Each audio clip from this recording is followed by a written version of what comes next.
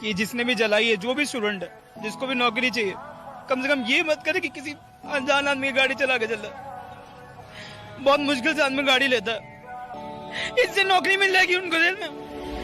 Vaso guys I hope you are doing well. I am Veer, welcome to Stellar family. तो कैसे हो मेरे दोस्तों? मैं आशा करता हूँ शानदार तरीके से आप लोग अपनी लाइफ को एंजॉय कर रहे हो, अपनी सेहत, फैमिली और पढ़ाई का ध्यान काफ़ी अच्छे से रख रहे हो।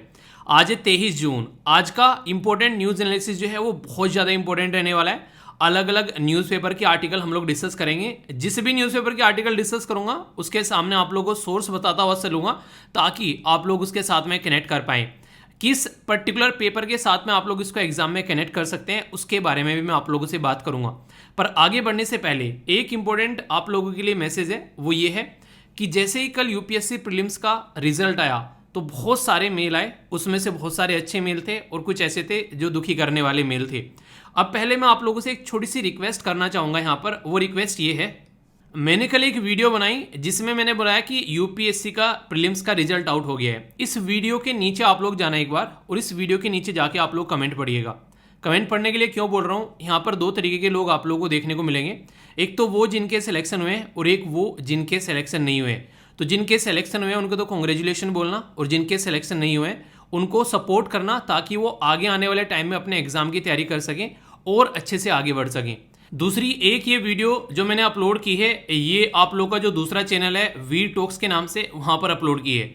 अगर ये वीडियो देखने के बाद में भी आप लोगों का एग्जाम की ओर पैर नहीं पड़ रहा है, अगर आप लोगों को लग रहा है कि यार ये काम भी हम लोग नहीं कर पाएंगे, एक छोटा सा काम जो मैंने इस वीडियो के अंदर बोला है, तो मुझे लगता है कि यार फिर आप लोग यूपीएससी जैसे पेपर की तैयारी जो है उसको साइड में आप लोगों को रख देना चाहिए। क्यों? क्योंकि ये जो पेपर है ये आप लोगों का थोड़ा सा एफर्ट मांगता है। अगर आप लोग वो एफर्ट भी डालने के लिए तैयार नहीं है तो फिर इस एग्जाम को छोड़कर किसी और एग्जाम की तैयारी करना स्टार्ट करो, ताकि आप लोगों के माइंड पर बर्डन पड़ना बंद हो जाए। क्योंकि अगर आप लोग ये छोटा सा एक बर्डन नहीं, बेसिकली छोटा सा एक आप लोग एक एफर्ट भी यहाँ पर नहीं लगा पाओगे तो फिर कोई मतलब नहीं है यार इस तरीके से अपना टाइम बर्बाद करने का, अपनी जवानी बर्बाद करने का, अपने घर वालों के पैसे बर्बाद करने का। तो ये छोटा सा काम आप लोग जरूर करिएगा। सोल्यूशन क्या है वो इस वीडियो के अंदर मैंने डिटेल में बताया। वी टॉक्स चैनल पर है, ये मैंने आप लोगों के लिए डाल दी थी बेसिकली एसएलवी जो टेलीग्राम चैनल है उसके ऊपर भी, और इस वीडियो के नीचे भी मैं आप लोगों को लिंक दे दूंगा। ये वीडियो आप लोग जरूर देखना। एक बड़ी ही बेहतरीन सी एक स्टोरी भी आप लोगों को मैंने सुनाई है जिसके साथ में आप लोग कनेक्ट कर पाओगे। और ये वीडियो एक काफ़ी सोच समझकर कुछ बातें मैंने बताई है और आप लोग उसको फील भी करोगे तो आप लोग उसका रिजल्ट भी निकाल पाओगे। इस वीडियो को देखने के बाद में ये वीडियो आप लोग जरूर देखेगा, आप लोगों को कुछ ना कुछ रास्ता जरूर मिलेगा अपनी समस्याओं का सोल्यूशन निकालने के लिए। और यार फिर से वही बात बोलूँगा कि कभी हार न मानने की आदत एक दिन आप लोगों को बड़ी जीत दिला देती है। आप लोग अगर ज़िंदगी में छोटी सी बात भी अपनी लाइफ में इंप्लीमेंट कर लेंगे तो आप लोग हमेशा जो प्रॉब्लम आप लोगों के सामने आएगी उसका सॉल्यूशन निकालते हुए नजर आएंगे। तो ये छोटा सा काम करिए तो ज़िंदगी में काफ़ी कुछ आप लोगों को देखने को मिलेगा। तो काफ़ी शानदार आज का डिस्कशन रहेगा, काफ़ी कुछ हम लोग डिस्कस करेंगे, एक एक पॉइंट कर हम लोग देखेंगे ताकि चीज़ें आप लोगों के माइंड में क्लियर होती चले। अच्छा, आज की आप लोगों की मेंस की कोटेशन यहाँ पर ये रह गई, इसको आप लोग देखिएगा। ये प्राइम मिनिस्टर मोदी साहब के द्वारा यहाँ पर बोली गई थी। बोला गया है कि good governance depend on the ability to take responsibility by the both administration और जो पीपल्स हैं, यानी कि लोगों के द्वारा भी और इसी के साथ में जो एडमिनिस्ट्रेशन है उसके द्वारा भी रेस्पॉन्सिबिलिटी लेना ही एक गुड गवर्नेंस की कैटेगरी में आता है। और जो स्टार्टिंग में मैंने आप लोगों को वीडियो दिखाई थी जिसमें एक नवयुवक की जो गाड़ी जला दी गई, उसमें उसकी कोई गलती नहीं थी। पूरी जिंदगी में यार इंसान जो पैसे जोड़कर जैसे तैसे कोई गाड़ी लेता है और फिर ऐसी सिचुएशन देखने को मिले तो फिर आप लोग सोचो कि क्या उसके ऊपर बीतती होगी। तो आप लोग की इसके बारे में क्या राय है, आप लोग भी अपनी राय यहाँ पर बता सकते हैं। खुद सोचो कि पूरी जिंदगी मेहनत कर एक गाड़ी ली और किसी ने उसमें आग लगा दी, तो ये सिचुएशन यहाँ पर देखने को मिली थी। आप में से एक एसएलवी फैमिली मेंबर के द्वारा वो वीडियो शेयर की गई, तो मुझे लगा आप लोगों के साथ में शेयर करूं। आप लोग अपनी राय के बारे में बता सकते हैं कि किस तरीके से प्रोटेस्ट होना चाहिए जब यहाँ पर ऐसी सिचुएशन देखने को मिलती है, कई सारे बेगुनाह लोगों को भी जान जाती है। ठीक है, तो इसके बारे में आप लोग क्या सोचते हैं? आप लोगों से इंटरव्यू में भी ये क्वेश्चन पूछा जा सकता है इस तरीके से। ओके, आगे बढ़ते हैं। यहाँ पर बात करेंगे इंपॉर्टेंट डे के बारे में। और आज यानी कि 23 जून को सेलिब्रेट किया जाता है इंटरनेशनल विडोज डे। तो यहाँ पर जो विधवा होती हैं, जिनके हस्बैंड की डेथ हो चुकी होती है, तो सोचो किस लिए बोला जाता है कि जो बच्चियां हैं, जो बेटियां हैं, उनको पढ़ाना चाहिए। वो इसलिए बोला जाता है कि कल को चलकर अगर कोई ऐसी अनफॉर्चुनेट या अनलकी कंडीशन बने, घर में कोई त्रासदी आए और हस्बैंड की डेथ हो गई, एक्सीडेंट हो गया, कोई और इशू बन गया, तो जो औरत जिसका हस्बैंड की डेथ हुई है वो सड़क पे न आ जाए, कम से कम वो इतनी कैपेबल होनी चाहिए कि वो अपने परिवार को आगे लेकर चल सके।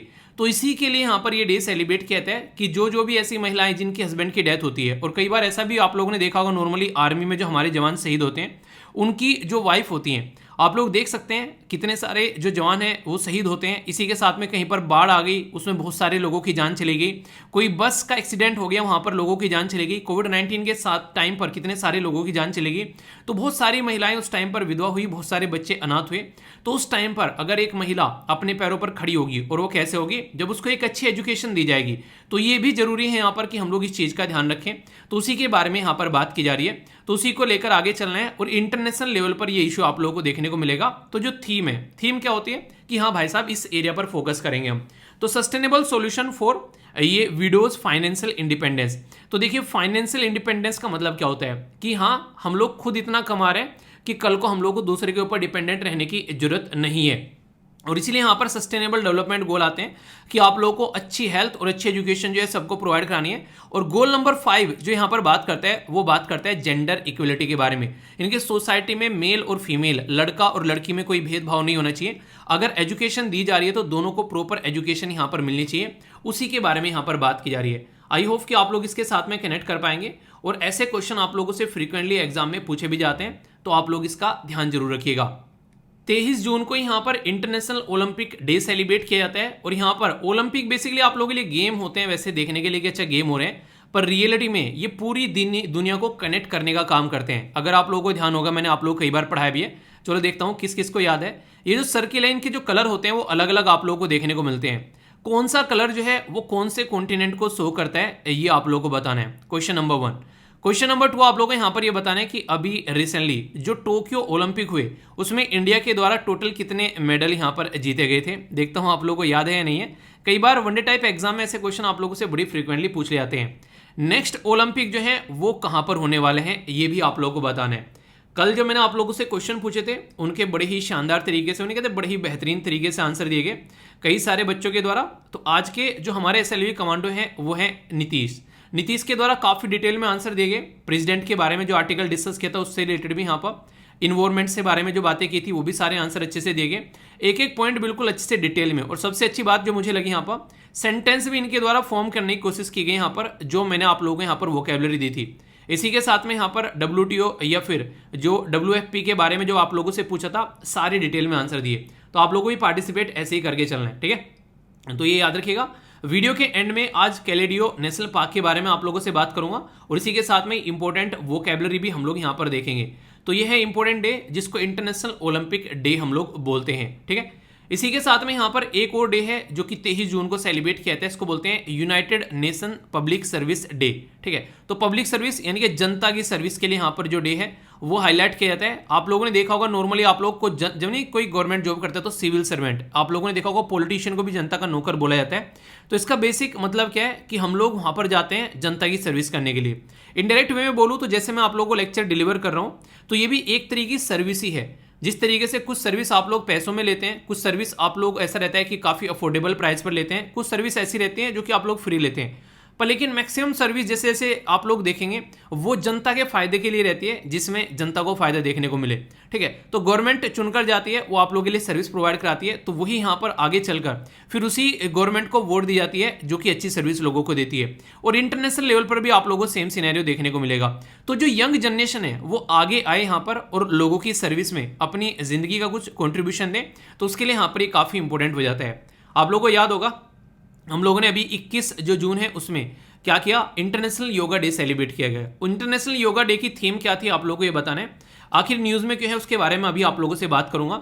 योगा जो डे है उससे रिलेटेड कई सारे इनिशिएटिव भी हमारे देश में स्टार्ट किए गए हैं, जहां से क्वेश्चन भी आप लोगों का बन सकता है। ये कुछ इंपॉर्टेंट बात है आप लोगों के लिए ऐड की गई है। जैसे एम योगा ऐप लॉन्च किया गया, तो ये किस किस के द्वारा मिलकर लॉन्च किया गया, तो वर्ल्ड हेल्थ ऑर्गेनाइजेशन और आयुष मिनिस्ट्री ने मिलकर यहां पर लॉन्च किया, क्योंकि हम लोग बोलते हैं वन वर्ल्ड वन हेल्थ, यानी कि पूरी दुनिया कोविड-19 ने एकजुट कर दी। इससे पहले कोई नहीं बोलता था वन वर्ल्ड वर्ल्ड हेल्थ, ठीक है। कोविड-19 ने सबको हेल्थ के ऊपर फोकस देना सिखा दिया।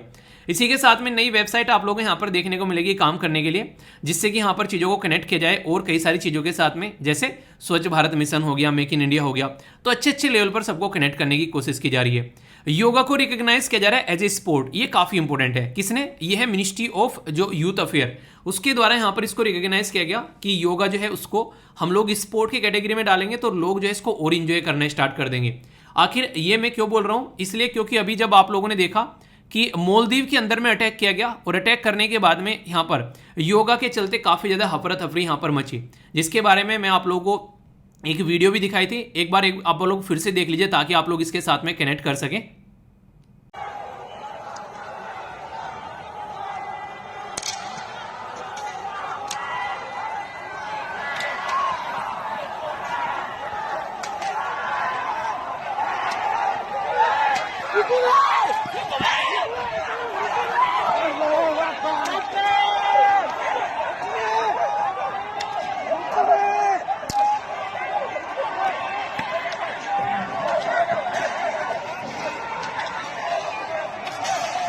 मालदीव के अंदर योगा डे पर यह अफरा तफरी यहां पर देखने को मिली। इंटरनेशनल लेवल पर इसको क्रिटिसाइज किया गया काफी लार्ज स्केल पर, उसके बारे में अभी आप लोगों से बातें करूंगा।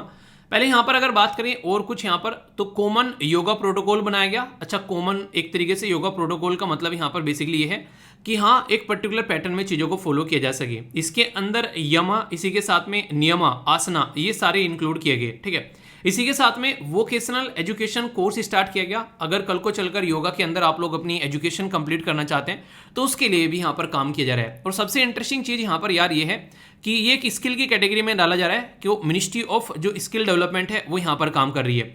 जैसे प्रधानमंत्री कौशल विकास योजना, इसके तहत कई सारे लोगों को जॉब भी मिलेगी क्योंकि एक तरीका स्किल डेवलप करने वाला इनिशिएटिव है। और साथ ही साथ में आप लोगों ने सुना होगा कि आम के आम और गुठलियों के दाम, तो यहाँ से आप लोगों को फिट एक बॉडी भी आप लोगों को देखने को मिलेगी। जितनी स्वस्थ आप लोगों की काया होगी उतना ही शानदार आप लोगों का मन जो है वो काम करता हुआ नजर आएगा। ठीक है, तो 3 डे तो मैंने आप लोगों को बता दिए, international widows day, international Olympic day, United nation public service day, और इसी के साथ में योगा डे के बारे में मैंने आप लोगों से कुछ बातें करी जो कि बेसिक है। कल को यहाँ से डायरेक्ट क्वेश्चन पूछ लेंगे एम योगा ऐप के बारे में, या फिर गवर्नमेंट ऑफ इंडिया के जो इनिशिएटिव है उसके बारे में बात कर लेंगे, हेल्थ से रिलेटेड या फिर योगा से रिलेटेड। तो ये कुछ बातें जो हैं वो आप लोगों को पता होना चाहिए। तो ये इसलिए भी यहाँ पर बहुत ज्यादा न्यूज में आ गया था क्योंकि अभी मालदीव के अंदर में यहाँ पर आप लोगों ने देखा बहुत ही बुरी कंडीशन देखने को मिली। नॉर्मल लोग जो है वहां पर योगा कर रहे थे और उनको वहां से उठा के फेंका गया, साइड में उनको साइड में किया गया ताकि वहां पर योगा ना कर सके। हालांकि गवर्नमेंट ने तुरंत एक्शन लिया और सिचुएशन को कंट्रोल किया गया। तो एक अच्छी बात आप लोग बोल सकते हैं। रीजन क्या है अगर इसके बारे में थोड़ा सा बात करूं, मालदीव की गवर्नमेंट को कोई दिक्कत नहीं है क्योंकि मालदीव एक ऐसी कंट्री है जहां पर हमारे देश को काफी सपोर्ट मिलते हैं। पर लेकिन यहाँ पर जो ये इनके जो फॉर्मर प्रेसिडेंट है ये काफी ज्यादा फ्रस्ट्रेट रहते हैं इंडिया से। क्यों? क्योंकि चाइना की गोद में जाकर बैठते हैं, चाइना इनको पैसा देता है, तो ये इंडिया आउट कैंपेन भी चलाते हैं यहाँ पर। तो अगर कोई आप लोगों से पूछ ले कि इंडिया आउट कैंपेन जो है वो कौन से देश में चलाया गया था, तो वो मालदीव में चलाया गया था। तो मालदीव एक ऐसा देश है जो कि आज के डेट में हमारी कंट्री के साथ में मिलकर काम करता है। ठीक है, पर लेकिन अगर बात करें प्राइम मिनिस्टर मोदी साहब के बारे में तो उनके द्वारा बोला गया कि योगा जो है वो एक ग्लोबल कोऑपरेशन का बेस बन गया है, यानी कि इंटरनेशनल लेवल पर लोग एक दूसरे के साथ में जुड़ रहे हैं ये योगा को लेकर। तो ये काफी अच्छी चीज आप लोगों को देखने को मिलेगी। और हिंदू के द्वारा एक यहाँ पर पब्लिश किया गया था ये कार्टून भी इसी से रिलेटेड। अगर आप लोग चाहें तो इसके ऊपर कुछ शब्द लिख सकते हैं, जो नहीं पिक्चर परसेप्शन टेस्ट जो होता है आप लोगों का जब आप लोग आर्मी की जो एसएसबी के लिए जाते हैं, तो यहाँ पर बोला गया है no roll back on Agnipath और योगा डे। तो ये बेसिकली दिखाने की कोशिश की जा रही है, दोनों को मिक्स कर दिखाया गया कि योगा कर रहे हैं पर लेकिन एक तरीके से अग्निपथ को वापस लेने से मना कर दिया। तो आप लोग बता सकते हैं इसके बारे में कि आप लोगों का क्या राय है। ठीक है, एक काफी इंपॉर्टेंट जो न्यूज है यहाँ पर, इसके ऊपर एक पूरा आर्टिकल भी है और ये है एंटी डिफेक्शन लॉ के बारे में। तो इसके बारे में कई सारी बातें मैं आप लोगों से करूंगा और यहाँ से काफी क्वेश्चन भी आप लोगों से पूछे जाते हैं। एक बात आप लोगों ने कई बार सुनी होगी कि आया राम और गया राम, तो ये आया राम और गया राम वाला जो फंडा है उसी के बारे में मैं आप लोगों से बातें करने वाला हूँ। काफी डिटेल में कई सारी बातें हम लोग करेंगे। और ऑलरेडी आप लोगों से यहाँ से क्वेश्चन भी पूछा जाता है कि भाई साहब ये जो एंटी डिफेक्शन लॉ यानी कि विरोध का जो दल बदल कानून आप लोग लेकर आए थे, तो ये क्या अपना जिस पर्टिकुलर पर्पज से लाए थे वो पर्टिकुलर पर्पज साधता है, यानी कि जिस काम के लिए इसको लाया गया था वो काम कंप्लीट करता है या फिर नहीं। तो इसके ऊपर आप लोगों से क्वेश्चन पूछा जा सकता है। आप लोग बोलोगे यार ये बीच में एकदम कहां से न्यूज में आ गया, इसके बारे में कैसे बातें करने लगे। तो इसका बेसिक यार आप लोगों को देखने को मिलेगा। अभी यहाँ पर महाराष्ट्र के अंदर बड़ा ही रस्साकसी हो गई है। महाराष्ट्र की गवर्नमेंट जो बनाई गई थी वो बड़े ही नहीं कहते एक तरीके से एक जतन करके बनाई गई थी, यानी कि एक तरीके से चाम दाम दंड भेद लगा के बनाई गई थी, क्योंकि 288 सीटें हैं। तो 288 सीटें में अगर किसी को पावर में यहाँ पर आना है तो 144 + 1 सीट चाहिए, यानी कि एक तरीके से यहाँ पर अगर कोई भी पर्टिकुलर पर्सन जो है जो यहाँ पर गवर्नमेंट बनाना चाहता है तो उसको कम से कम यहाँ पर इतना काम करना पड़ेगा कि उसके पास में 144 सीटें हों, 144 प्लस 1 यानी कि 145 सीटें हों। पर लेकिन यहाँ पर 145 सीट जो है वो यहाँ पर किसी के पास भी नहीं थे। सबसे ज़्यादा सीट थी यहाँ पर बीजेपी के पास में 106 सीट। तो बीजेपी को तो किसी ने सपोर्ट किया नहीं, पर लेकिन यहाँ पर ये कुछ पॉलिटिकल पार्टी आपस में मिलकर जो है ये बैठ गई और इनके द्वारा यहाँ पर गठबंधन की सरकार बना ली। तो उदय ठाकरे साहब जो है वो चीफ मिनिस्टर बन गए, पर लेकिन अभी उनके द्वारा जो है वो चीफ मिनिस्टर का आवाज़ जो है वो खाली किया जा रहा था। उसके बारे में भी अभी आप लोगों से मैं बात करूंगा। पर इंपॉर्टेंट मुद्दा यहाँ पर ये कि अभी हुआ क्या वो आप लोग समझिए। यहाँ पर हमारी कंट्री में एक कानून है जिसको बोलते हैं एंटी डिफेक्शन लॉ। ये एंटी डिफेक्शन लॉ का मतलब क्या होता है? दल बदल कानून। ये बोलते हैं कि यार अगर कोई पॉलिटिकल पार्टी है, एक पॉलिटिकल पार्टी है जिसके अंदर मान लीजिए 55 यहाँ पर लोग हैं, जैसे कि शिवसेना के, ठीक है। अगर पॉलिटिकल पार्टी के 55 यहाँ पर लोग हैं, ये जो 55 लोग हैं यहाँ पर, अगर इन 55 लोगों में से हालांकि एक एक्सपायर्ड हो गया, अगर 56 आप लोग मान के चले, ठीक है, तो यहाँ पर ये बोलते हैं कि ये इंटरेस्टिंग पॉइंट है, थोड़ा सा ध्यान से सुनिएगा, आप लोग कंफ्यूजन ना हो। अगर इस पॉलिटिकल पार्टी के 2/3 मेंबर जो हैं वो टूट कर जाते हैं तो इसको एंटी डिफेक्शन की कैटेगरी में नहीं डालेंगे, यानी कि ये डिफेक्शन नहीं होगा। क्यों? क्योंकि ये समझो कि आधे से ज्यादा पार्टी चलेगी। मतलब क्या है? अगर किसी पॉलिटिकल पार्टी में टोटल मिलाकर अगर 21 लोग हैं, ठीक है, तो यहाँ पर 2/3 चले गए, तो यहाँ पर एक तरीके से 7 या 21, यहाँ पर इस तरीके से आप लोग देख रहे हैं, यानी कि एक तरीके से 2/3 गए यहाँ पर, तो यानी कि 14 लोग जो हैं वो यहाँ से निकल कर चले गए, यानी कि 21 में से 14 लोग चले गए। तो ये पार्टी क्या हो गई? ये पार्टी एक तरीके से टूट गई है। पर लेकिन इसको यहाँ पर टूटना नहीं माना जाएगा, इसको एक तरीके से ये क्या होगा कि ये मर्जर की कैटेगरी में आएगा, क्योंकि दूसरी किसी पॉलिटिकल पार्टी में जाकर जुड़ सकती है। अब यहाँ पर एंटी डिफेक्शन लॉ नहीं लगेगा, तो ये एक ऐसी चीज है जो कि खतरनाक साबित हो सकती है शिवसेना के लिए। क्यों? क्योंकि शिवसेना का जो सिंबल है, शिवसेना की पॉलिटिकल पार्टी का जो नाम है, वो खतरे में पड़ सकता है अगर इतने सारे लोग जो हैं वो छोड़कर किसी और पॉलिटिकल पार्टी है, या मिले या ना मिले अलग बात है, पता चला अपनी इंडिपेंडेंट पॉलिटिकल पार्टी बनाकर बैठ गए, तो यहाँ पर ये फिर जो है केस पहुंचेगा, तो उसमें देखना पड़ेगा कि कैसे चीजों को लेकर चलना है। तो यहाँ पर इनके एक पर्टिकुलर एमएलए हैं जिनका नाम है एकनाथ शिंदे। तो एकनाथ शिंदे जो है वो टोटल 22 लोगों को यहाँ पर तोड़कर चले गए, और वो ये बोल रहे हैं कि 22 लोग नहीं, 35-36 लोग जो हैं वो मेरे फेवर में है। तो अगर ऐसा कुछ होता है तो यहाँ पर शिवसेना के ऊपर एक तलवार लटक जाएगी। तो इसी के चलते यहाँ पर ये सारा इशू देखने को मिल रहा है। तो एंटी डिफेक्शन कानून जो है वो फिर से यहाँ पर न्यूज में आ गया है, और इसी के चलते जो ये वीडियो वायरल हो रही थी काफी ज्यादा।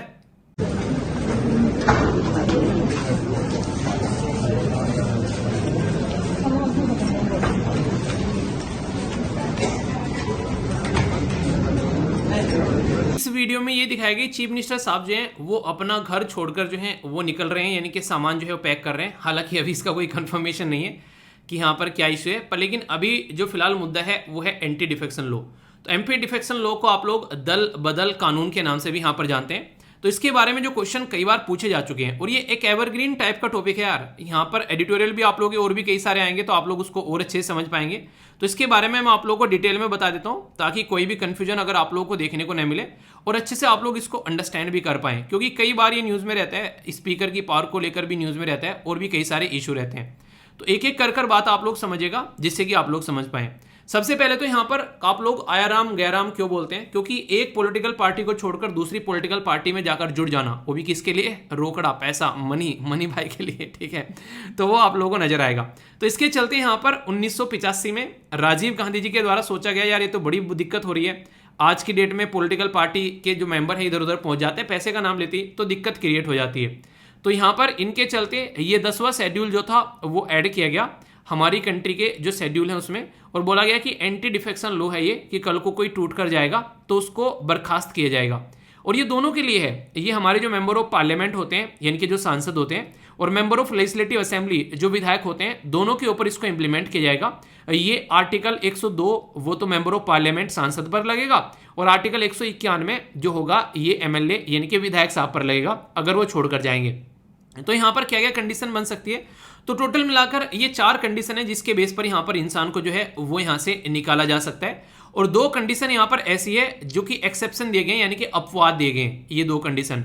तो पहली कंडीशन तो यहाँ पर ये, अगर इंडिपेंडेंट कैंडिडेट यानी कि किसी पॉलिटिकल पार्टी का पार्ट नहीं है, उसने इंडिपेंडेंट इलेक्शन लड़े थे, ठीक है। जैसे मैं बोलूँ कि मैं किसी पॉलिटिकल पार्टी का पार्ट नहीं हूँ और मैं इंडिपेंडेंट इलेक्शन लड़ता हूँ और मैं जीत कर आ गया, और बाद में चलकर कोई पॉलिटिकल पार्टी ज्वाइन कर ली, तो उसके ऊपर लगेगा। क्यों? क्योंकि एक स्टेबिलिटी बिगाड़ देता है कई बार। पता चला 15-20 इंडिपेंडेंट कैंडिडेट उन्हें जाकर कोई पॉलिटिकल पार्टी ज्वाइन कर ली, वो पहले माइनॉरिटी में थी अब मेजोरिटी में होगी, वो बोलेगा अब मुझे गवर्नमेंट बनाने दो। तो ऐसी चीजें आप लोगों को देखने को मिल सकती है। तो यानी कि स्टेबिलिटी लाने का काम किया गया इस कानून के द्वारा, ना कि जो एक अनस्टेबल गवर्नमेंट थी, क्योंकि अनस्टेबल गवर्नमेंट से जनता को दिक्कत थी। अगर कल को चलकर उन्होंने वोट दी, किसी और को जाकर जुड़ गए किसी और में, पता चला नहीं मेजोरिटी हो पाए तो गवर्नमेंट गिर गई और फिर से इलेक्शन हो रहे हैं, तो पैसा किस में लगेगा इलेक्शन का? जनता का। तो इसलिए हर एक तरीके से जनता को दिक्कत होगी। ठीक है, नॉमिनेटेड जो मेंबर है यहाँ पर अगर बात करें, वो पॉलिटिकल पार्टी ज्वाइन कर ले अगर 6 महीने के बाद में, तो दिक्कत होगी, तो उसको भी बर्खास्त किया जाएगा।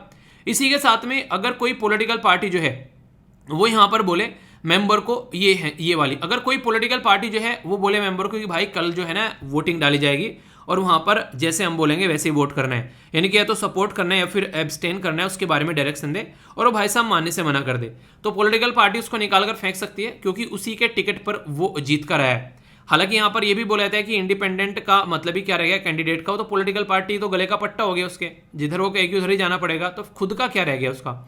कोई अगर पर्टिकुलर पर्सन जो है वो अपने आप भी छोड़ सकता है, ठीक है, वॉलेंट्री छोड़ दे कि मुझे पसंद ही नहीं आ रही ये चीज़ यार, जिधर को पॉलिटिकल पार्टी बोलती है उधर को जाना पड़ता है, तो ये चीज़ मुझे पसंद नहीं आई, और वही कपिल शर्मा वाली बात आथू, हम लोग इसको छोड़ रहे हैं, ठीक है, पॉलिटिक्स हमारी पसंद नहीं आई, ठीक है, तो कोई खुद से भी छोड़कर जा सकता है। पर लेकिन 2 जगह छूटे यहाँ पर, अगर 2/3 यहाँ पर, अगर यहाँ पर 2/3 यानी कि 2/3 लोग जो है वो छोड़कर जा रहे हैं, तो इसका मतलब ये हो गया कि फिर ये डिफेक्शन नहीं, इसको मर्जर बोल दिया गया, तो ये एक तरीके से डिफेक्शन की कैटेगरी में नहीं आएगा। दूसरा, अगर कोई स्पीकर, जैसे लोकसभा के अंदर स्पीकर होता है, राज्यसभा के अंदर चेयरमैन, ऐसे लेजिस्लेटिव असेंबली के अंदर स्पीकर होता है और काउंसिल के अंदर चेयरमैन होता है, अगर ये अपनी पॉलिटिकल पार्टी से रिजाइन देते हैं तो इसको इसकी कैटेगरी में, डिफेक्शन की कैटेगरी में नहीं माना जाएगा। आप लोग बोलोगे क्यों? तो इसका सीधा सीधा रीजन ये है कि जब भी कोई बैठता है स्पीकर जो अपनी पर्टिकुलर चेयर पर, तो उसके सामने अपोजिशन भी बैठी होती है और गवर्नमेंट भी बैठी होती है, तो वो दोनों के लिए न्यूट्रल काम करे। अगर वो अपनी पोस्ट को छोड़ देता है तो ये एक अच्छी बात मानी जाती है। बल्कि अगर यूके के अंदर आप लोग जाओगे तो यूके में तो इस चीज़ को सपोर्ट किया जाता है कि अगर कोई ऐसे पॉलिटिकल पार्टी अपनी छोड़ देता है तो उसकी सीट जो है वो फिक्स कर दी जाती है कि अगली बार भी उस पर कोई इलेक्शन नहीं लड़ पाएगा, ताकि इंडिपेंडेंट तरीके से स्पीकर जो है वो अपना काम कर सके। रीजन क्या है?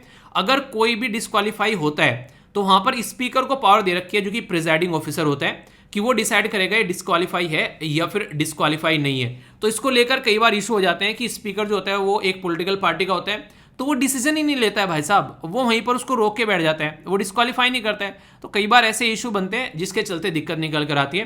तो ये भी एक काफी बड़ा मुद्दा होता है जब डिस्क्वालिफिकेशन के बारे में बात करते हैं। तो याद रखिएगा, ये प्रिजाइडिंग ऑफिसर स्पीकर को इससे रिलेटेड पावर यहां पर दे रखी है। तो यहां से कई क्वेश्चन आप लोगों के बनते हैं, वो भी कई बार। एक छोटा सा क्वेश्चन मुझे याद आ गया, जो मुझे लग रहा है शायद हरियाणा पीसीएस या फिर शायद उत्तर प्रदेश पीसीएस के अंदर पूछा गया, एग्जैक्टली मुझे पेपर का नाम याद नहीं आ रहा है, पर मैं डिस्कस कर चुका हूं आप लोगों से ऑलरेडी, फिर से क्वेश्चन यहां पर बन सकता है।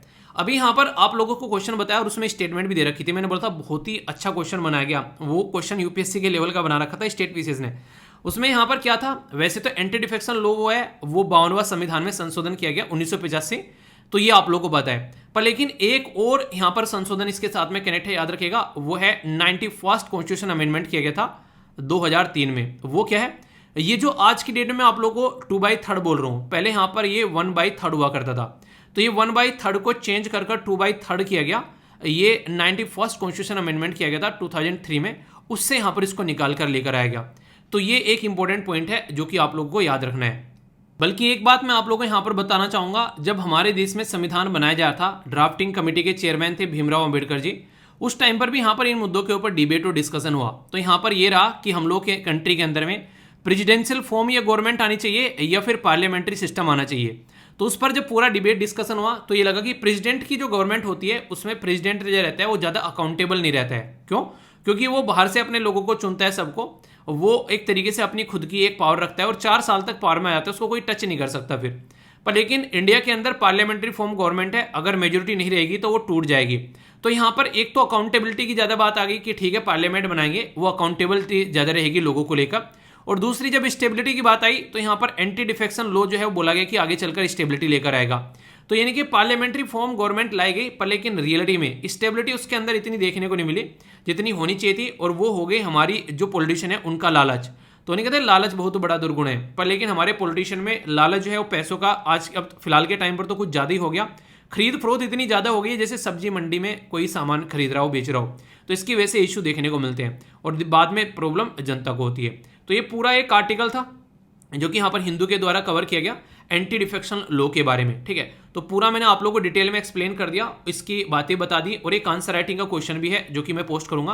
देखिए, टेलीग्राम पर डेली 2 क्वेश्चन मैं पोस्ट करता हूं। एक तो पोस्ट करता हूं जो आज का ही डिस्कशन होता है, और एक पोस्ट करता हूं जो यूपीएससी में पुराने क्वेश्चन पूछे जा चुके हैं। पुराने क्वेश्चन में अभी आप लोगों ने देखा होगा 2021 के क्वेश्चन में आप लोगों को वहां पर दे रहा हूं, और बाकी आप लोगों जो भी पीछे चलते रहेंगे वो आप लोगों के सामने आता रहेगा।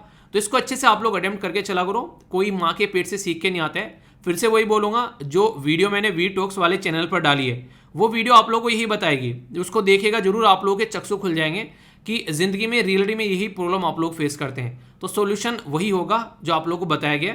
तो आप लोग अगर नहीं करोगे तो फिर कोई और करेगा, आप लोग करो अगर आप लोग रियलिटी में चाहते हो सक्सेस होना लाइफ में। ओके, ये जो आर्टिकल है बहुत इंपॉर्टेंट आर्टिकल है, इंटरनेशनल रिलेशन के साथ में आप लोग इसको कनेक्ट करके देख सकते हैं। ये हिंदुस्तान टाइम्स के द्वारा भी कवर किया गया, इंडियन एक्सप्रेस के द्वारा भी कवर किया गया, और द हिंदू के द्वारा भी यहाँ पर ये आर्टिकल कवर किया गया।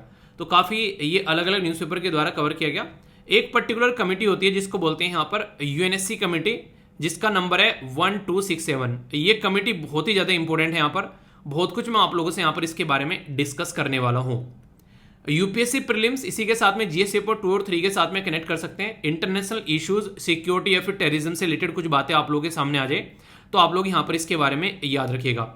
देखिए, आज की डेट में ना आप लोगों ने एक बात सुनी होगी कि कई सारे दोस्त जो होते हैं वो लंगोटिया यार रहते हैं, और उनकी लंगोट जो होती है वो इस तरीके से बंधी रहती है कि सामने वाला चाहे कितनी भी बदतमीजी क्यों ना काटे, पर लेकिन ये इंसान जो है वो उसकी हेल्प करने के लिए तैयार रहता है हमेशा।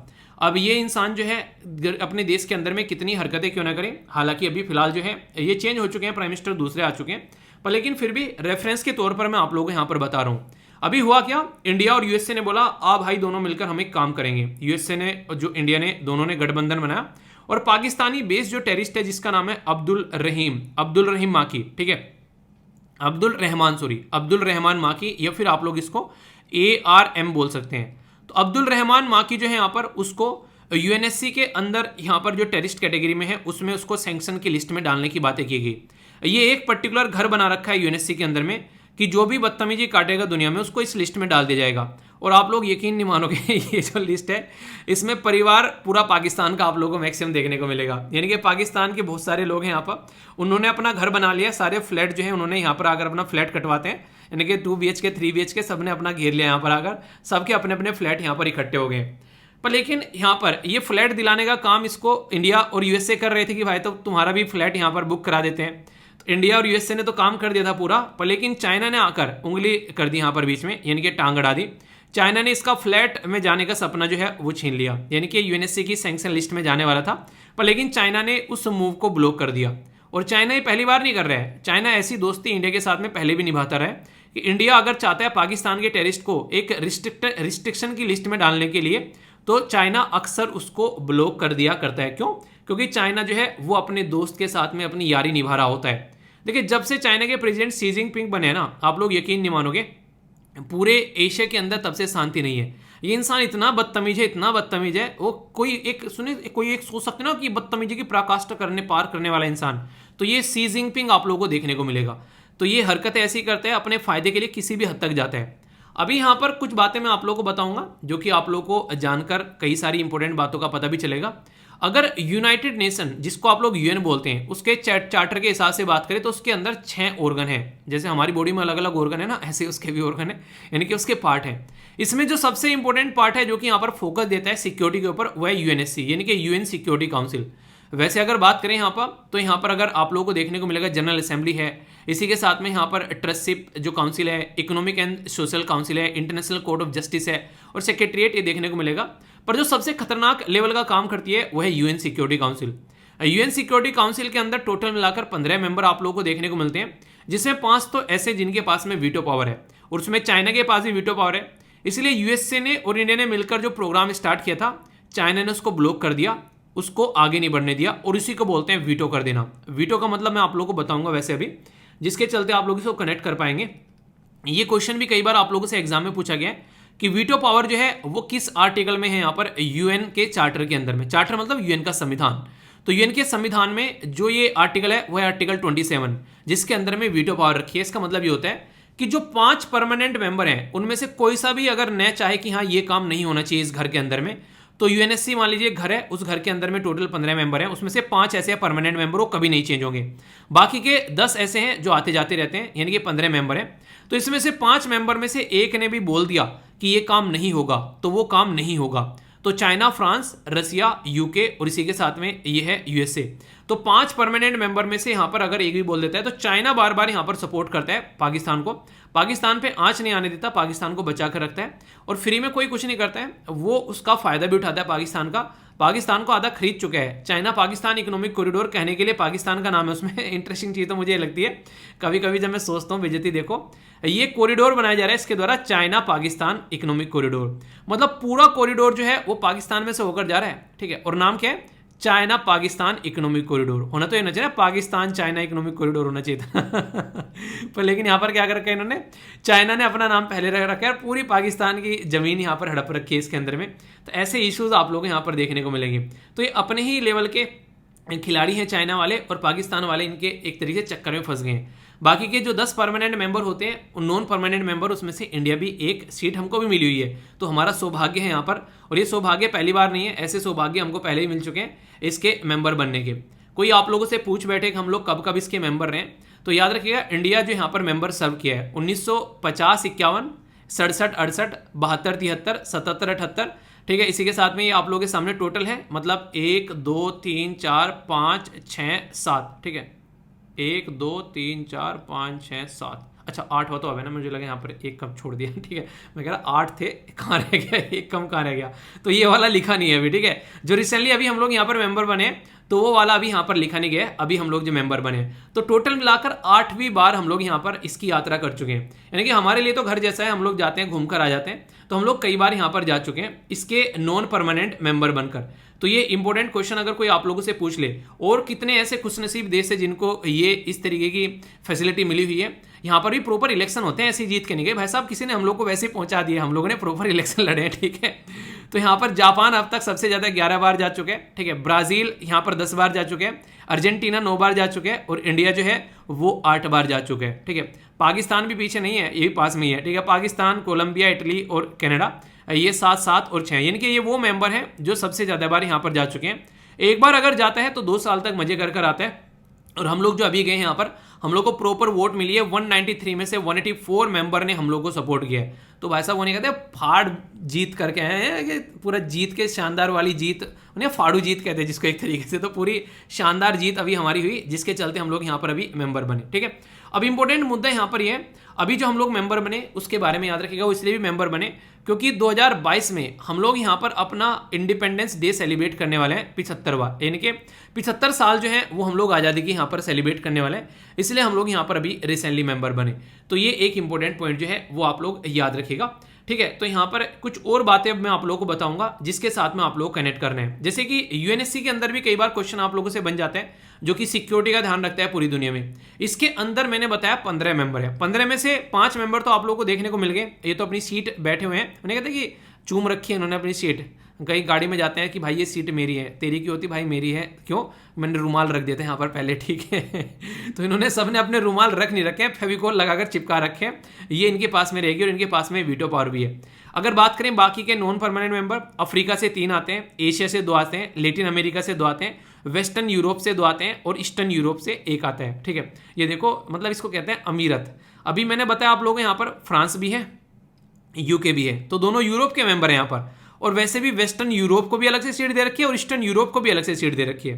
समझ रहे हैं आप लोग इनकी बदतमीजी। और अफ्रीका बेचारा इतना बड़ा कॉन्टिनेंट, उसमें से ओनली 3 सीट दे रखी है। एशिया के हाथ यहाँ पर 2 सीट लग रही हैं। तो ये इनकी बदतमीजी है, अमीर लोगों की गरीब लोगों के साथ में अत्याचार, आप लोग यहाँ पर ये बोल सकते हैं। तो ये ऐसे इश्यूज आप लोगों को देखने को मिलते रहते हैं अक्सर। अब ये वाली वो कमेटी है जिसके अंदर मैंने बोला था कि इंडिया जो है वो यहाँ पर इसके अंदर ये टेररिस्ट ग्रुप को डालने की कोशिश कर रहा था, पर लेकिन पाकिस्तान जो चाइना के द्वारा बदतमीजी काटी गई और हम लोग इसके अंदर इसको नहीं डाल पाए।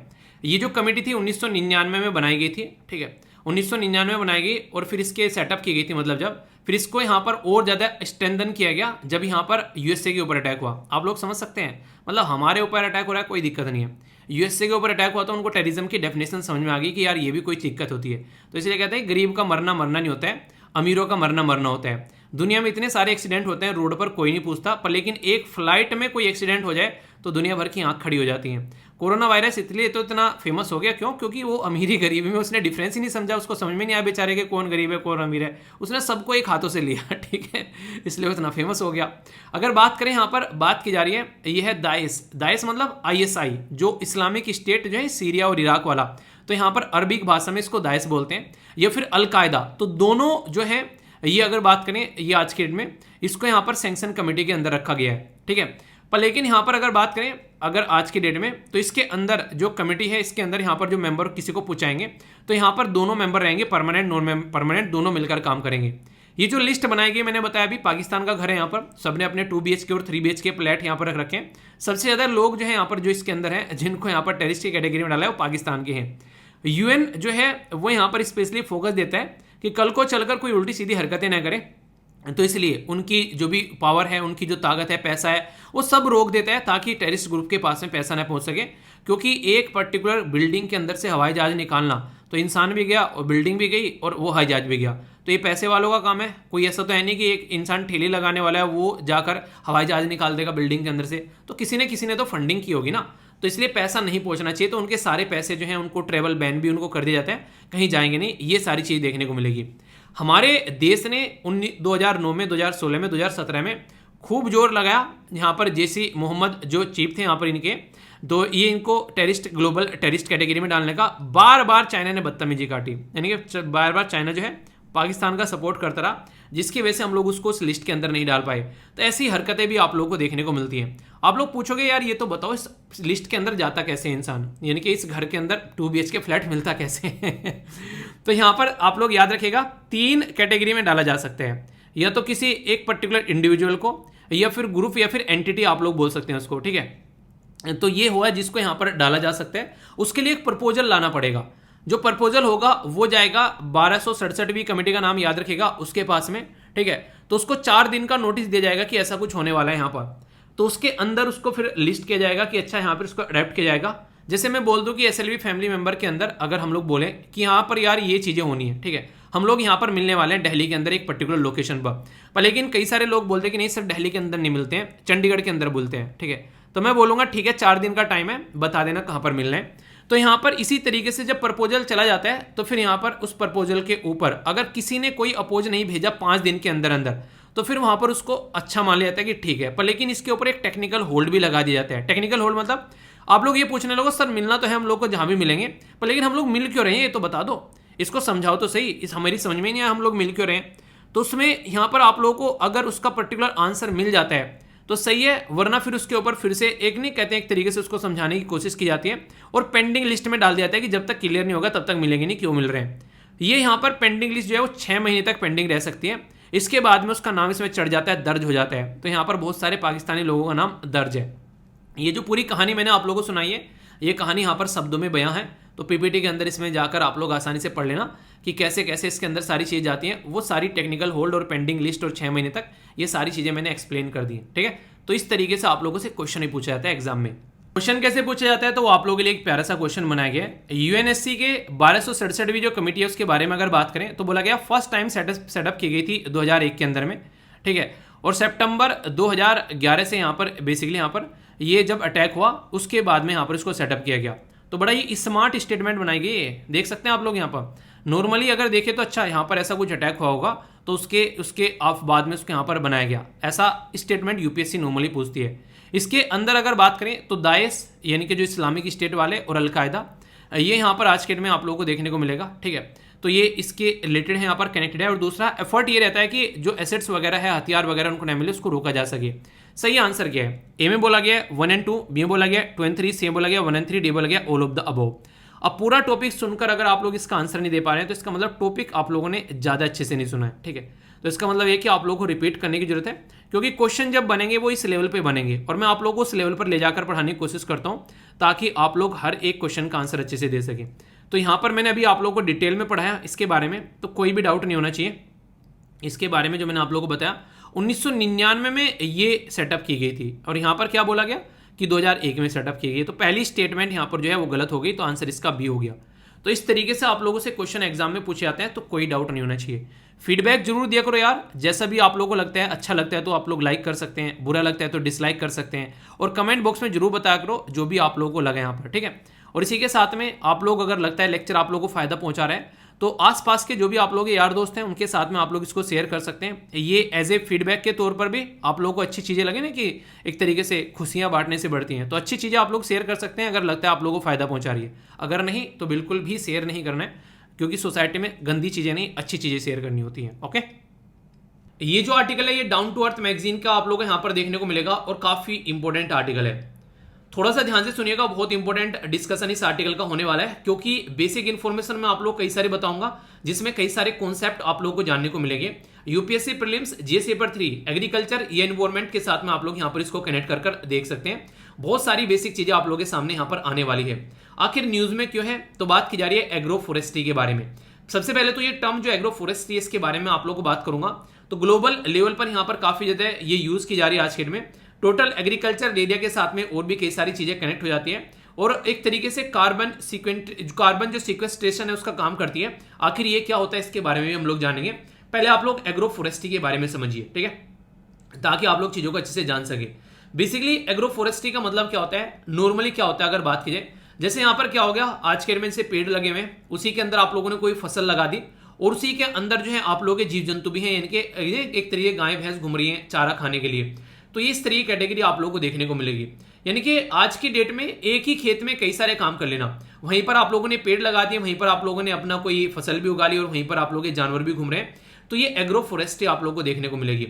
जैसे कि यहाँ पर बात करें द इन्वायरमेंट के बारे में, तो क्लाइमेट और बायोडाइवर्सिटी, यहाँ पर वाटर साइकिल, सॉइल न्यूट्रिशन, सबका मिक्सचर आप लोगों को देखने को मिलता है।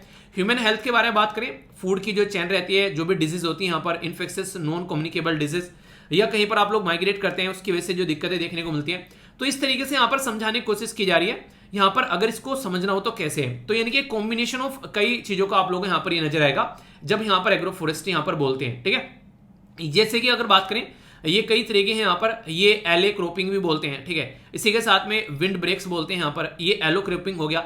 यहाँ पर पेड़ भी लगे हुए हैं और यहाँ पर इसके बीच में खेती भी की जा रही है। आप लोग को याद होगा, अगर आप लोग रिकॉल कर पा रहे हैं, अगर गांव वाले एरिया से आते हैं, और आप लोगों ने शायद इसके बारे में सुना भी होगा, कई बार आप लोगों ने देखा होगा खेतों में रिसेंटली अभी क्या होता कि खेतों में पॉपुलर के पेड़ लगा लो। ये जो पेड़ होते हैं ये यूज किए जाते हैं कई जगह, तो बोला गया था इनसे काफी अच्छी अर्निंग होगी। हमारे एरिया में बहुत सारे किसानों ने ये पेड़ लगाए, पर फिर बाद में पता चला इतने सारे लोगों ने लगा लिए, तो इनकी मार्केट में जो डिमांड है वो एक तरीके से काफी कम यहाँ पर देखने को मिली, क्योंकि इतनी सारी अवेलेबिलिटी वहां पर हो गई। तो इसके चलते जो खेत थे यहाँ पर काफी सारी दिक्कतें देखने को मिली यहाँ पर, क्योंकि जैसे कि खेत में आप लोग सोचिए, ये कोई पर्टिकुलर खेत है, यहाँ पर पहले नॉर्मल खेती किया करते थे, तो क्या हुआ, पहले गेहूं उगा दिए, फिर इसके बाद में हम लोगों ने यहाँ पर कोई और फसल, जवार बाजरा ये सब उगा दिया, तो उसको काट कर कहानी खत्म हो गई, साइड में हो गया।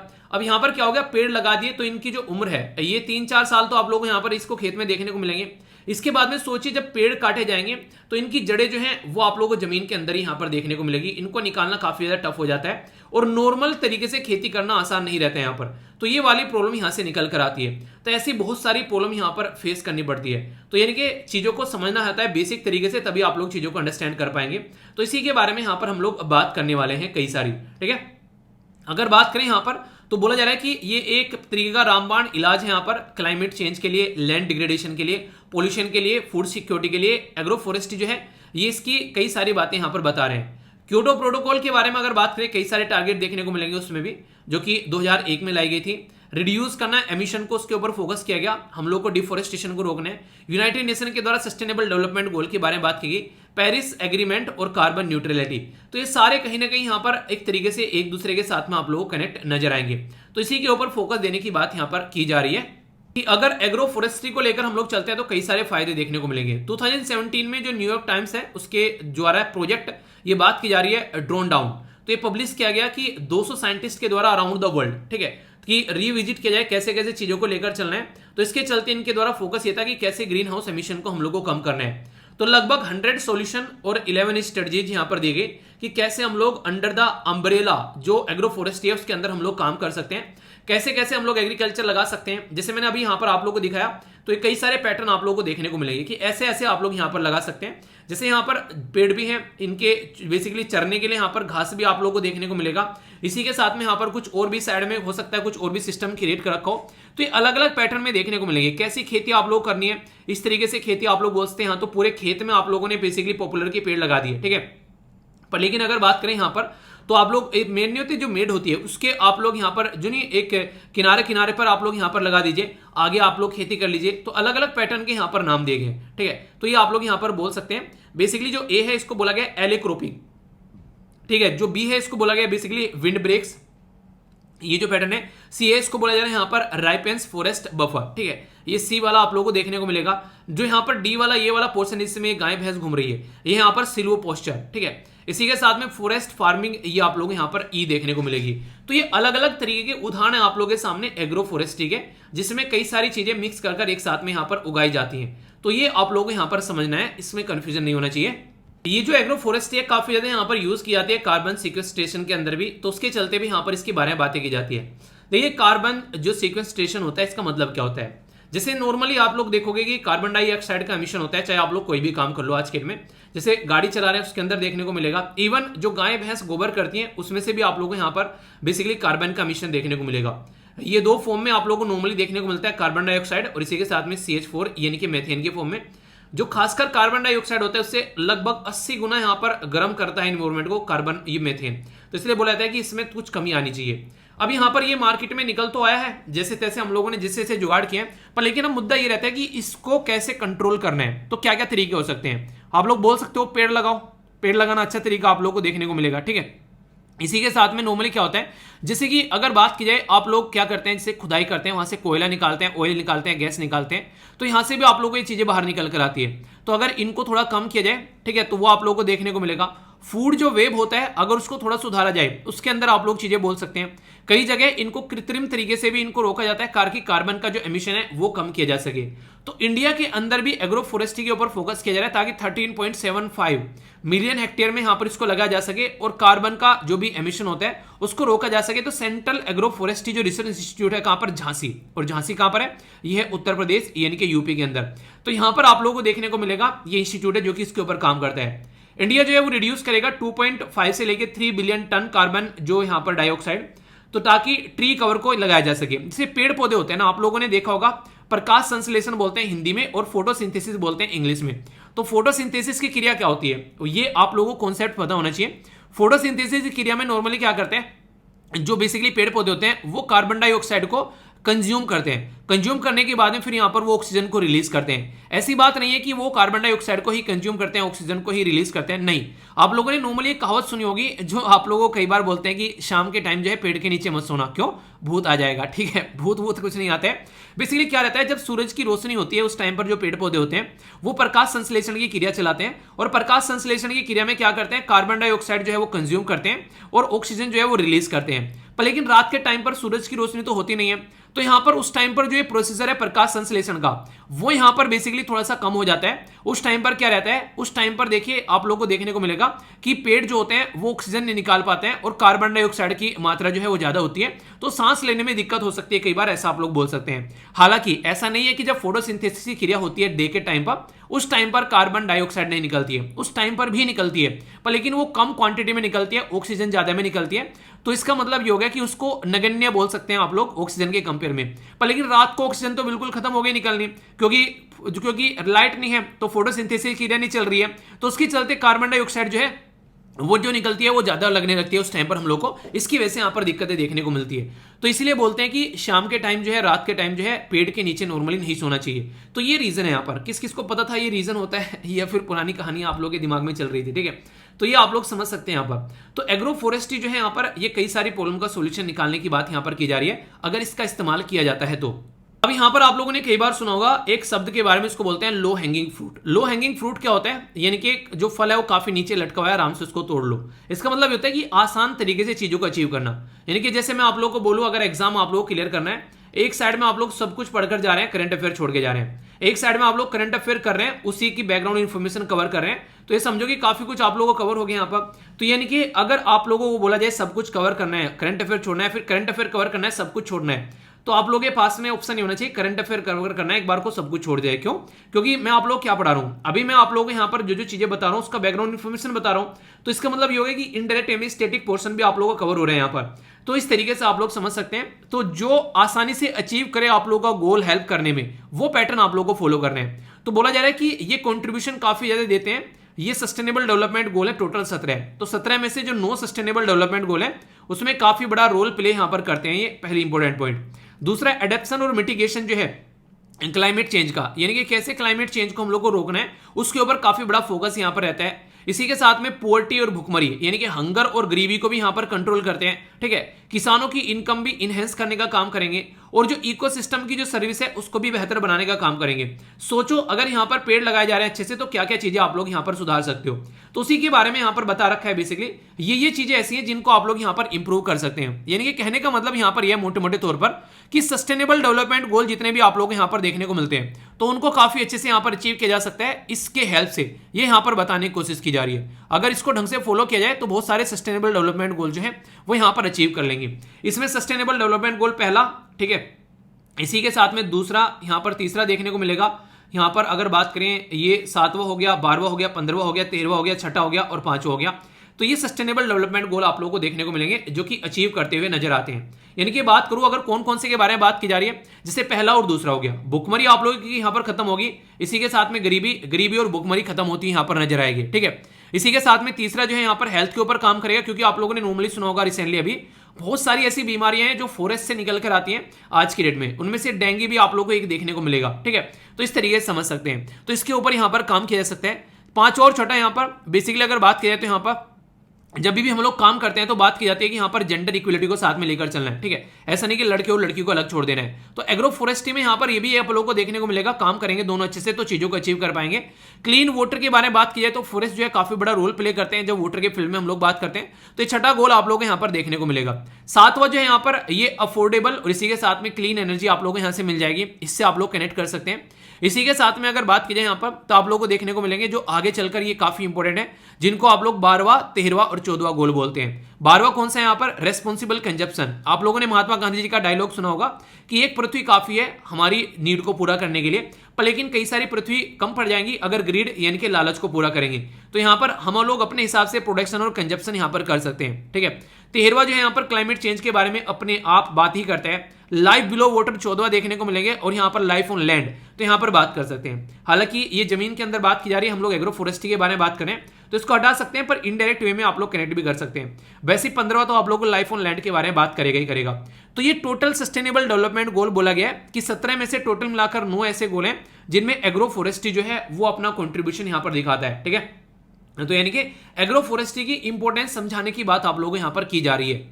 एग्रो फॉरेस्ट्री के बारे में कुछ बेसिक इन्फॉर्मेशन भी थी, combination agriculture, tree, forest plant, इसी के साथ में यहां पर आप लोगों को एनिमल्स ये सारे देखने को मिल जाएंगे। तो ये सारी चीजें यहां पर समझाई गई है। Indian council of agriculture research जो है वो भी इसके बारे में बातें करता है। एग्रो फॉरेस्ट्री के बारे में क्या क्या बातें हैं मैंने अभी बताया आप लोगों को। यहां पर प्योर एयर देगा, फर्टाइल सॉइल के बारे में बात की जा रही है, एनिमल फीडिंग के बारे में यहां पर बात की जा रही है, नाइट्रोजन फिक्सिंग के बारे में यहां पर बात की जा रही है। कई सारे मुद्दे हैं। एग्रो फॉरेस्ट्री जो है उससे बेनिफिटेड होते हैं यहाँ पर बिग फार्मर मेनली। ठीक है, एज अ मार्जिनल फार्मर के साथ में अगर कंपेयर करते हैं, क्योंकि अगर कोई बड़ा किसान है वो अपने बड़े बड़े फार्म बना सकता है, आसान से काम कर सकता है, तो इसके एडवांटेज आप लोगों को देखने को मिलेंगे किस किस में यहाँ पर इसका फायदा होता है। इसी के साथ में जो एग्रीकल्चर लेबर है बोला जा रहा है कि यहाँ पर उसको एक तरीके से डू नॉट गेट इंप्लॉयमेंट, क्योंकि यहाँ पर देखिए ये नुकसान आप लोगों को देखने को मिलेंगे, फायदे नहीं नुकसान। ठीक है, क्योंकि जो बड़े बड़े फार्मर उनको फायदा होगा पर लेकिन छोटे छोटे किसानों को फायदा नहीं होगा। और यहाँ पर जो आप लोगों ने खेतों में वहां पर पेड़ पौधे लगा दिए तो नॉर्मल जो एग्रीकल्चर लेबर है जो खेतों में काम करती है उनकी रिक्वायरमेंट कम हो जाएगी। ठीक है, इसी के साथ में जो गुड एग्रीकल्चर लैंड है जैसे मैंने भी आप लोगों को बताया था वहां पर आप लोग काफी दिक्कत देखने को मिलेगी, उसमें खेती नहीं कर पाओगे। क्यों? क्योंकि पेड़ की जड़ें ही इतने नीचे चली जाती हैं, वहां पर नॉर्मल खेती आप लोग कर ही नहीं कर पाओगे। तो ये दिक्कतें कई सारी यहां पर देखने को मिलती हैं। तो हर एक चीज के कुछ फायदे कुछ नुकसान है, अगर उसको ढंग से इंप्लीमेंट किया जाए तो ही फायदे आप लोगों को देखने को मिलेंगे। एडवांटेज क्या है यहां पर? सबसे बड़ी बात जो है अगर यहां पर बात करें तो एब्सेंटी लैंडलॉर्ड। ठीक है, एक तरीके से एग्रो फॉरेस्ट्री के अंदर में टाइटल आप लोग रिटेन कर सकते हैं लैंड का और इंक्रीज करते हैं देयर इनकम। ठीक है, तो ये देखने को मिलेगा यहां पर without availability of the family labour की कोई ज्यादा जरूरत भी नहीं पड़ती है। ठीक है, आप लोग ऐसे बोल सकते हो। इसी के साथ में यहां पर जो लैंड का अच्छा इस्तेमाल होता है, कई सारी चीजें एक ही जगह देखने को मिल जाती है, वहीं जानवर आ गए, वहीं खेती हो गई, वहीं पेड़ लग गए। ठीक है, तो एक तरीके से इंप्लॉयमेंट दूसरे तरीके से जनरेट करता है, ऐसे तो है नहीं, पर लेकिन हाँ अलग अलग फील्ड में इंप्लॉयमेंट भी देखने को मिलेगा, पर फार्म लेबर कम रहेगी। ठीक है, सोइल को मॉइस्चर मेंटेन रखने में हेल्प करेगा, पेड़ पौधे लगाए जाते हैं, नॉर्मल सी बात है, फ्यूल भी मिलता है, फूडर भी मिलता है, और टिम्बर, यानी कि सारी चीजें यहां से मिल सकती है आप लोगों को। ठीक है, इसी के साथ में यहां पर जो एक तरीके से जो पानी जब बरसता है, कई बार लैंड का इरोजन देखने को मिलता है, भूमि का कटाव, वो भी यहां पर काफी कम आप लोगों को देखने को मिलेगा। तो ये बातें की जाती है, कई सारी बातें।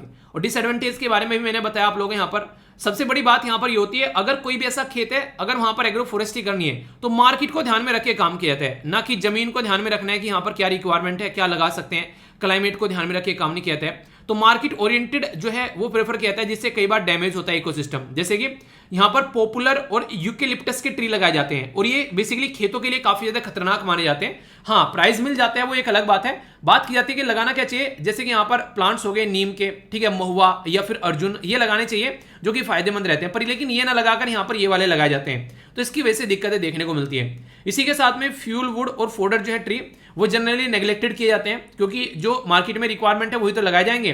कई सारी यहां पर एक्सोटिक वैरायटी आप लोगों को देखने को मिलेगी, ठीक है, जो कि सोइल का मॉइस्चर जो है वो एग्जॉस्ट कर देती है। जैसे यूकेलिप्टस जो है वो माना जाता है कि जहां पर लगाया जाता है वहां पर काफी ज्यादा प्रॉब्लम क्रिएट कर देता है। ठीक है, तो इस तरीके से आप लोग समझ सकते हैं। इसी के साथ में अगर बात करें यहां पर, यह है land under the agro forestry जो है वो अनप्रोडक्टिव हो जाती है। मैंने बताया ना कि जमीन के अंदर में पेड़ की जो है नींव काफी नीचे तक चली जाएगी, उनकी जो जड़ें होती हैं उनको रिमूव करना काफी ज्यादा टफ काम है। जैसे मैंने अभी बताया, पॉपुलर के ट्री जो हमारे एरिया में लगाए जाते थे, बहुत सारे किसान जो है उससे फ्रस्ट्रेट हो गए थे कि यार सारा खेत जो है वो बर्बाद कर दिया। तो ऐसे इश्यूज देखने को आप लोगों को मिलते हैं। अगर आप लोग किसान की फैमिली से आते हैं तो आप लोग भी अपना एक्सपीरियंस यहाँ पर शेयर कर सकते हैं। जो ट्री है वो एक तरीके से यहाँ पर जहां भी जाते हैं तो वहां पर एक अलग तरीका माहौल बन जाता है, उसी तरीके वहां पर कीट पतंगे, उसी तरीके की बीमारियां, उसी तरीके की सारी चीजें जो कि क्रॉप्स को काफी ज्यादा पैटर्न में इफेक्ट करने लगते हैं। ठीक है, फील्ड जो होते रहते ट्री जो है वो पर यूनिट जो उसकी, देखिए खेत में आप लोगों ने कुछ अनाज वगैरह लगा रखा है, ठीक है, उसमें आप लोगों ने काटा, वहीं पर पेड़ लगा दिया आप लोगों ने, उसमें से फायदा होगा। तो ज्यादा फायदा जो होता है वो प्रोडक्टिविटी अगर पर यूनिट एरिया के बारे में बात करें वो डिक्रीज यहां पर हो जाती है। तो ये बातें यहां पर बोली गई। ठीक है, तो कई सारी इंपॉर्टेंट पॉइंट है यहाँ पर। अगर कल को कुछ लिखने के लिए आ जाए तो मैंने सारी चीजें आप लोगों को बता दी, और ये अभी न्यूज में किस लिए वो भी मैंने आप लोगों को बता दिया। तो मुझे नहीं लगता कि आप लोगों के माइंड में इसको लेकर कोई भी डाउट होना चाहिए।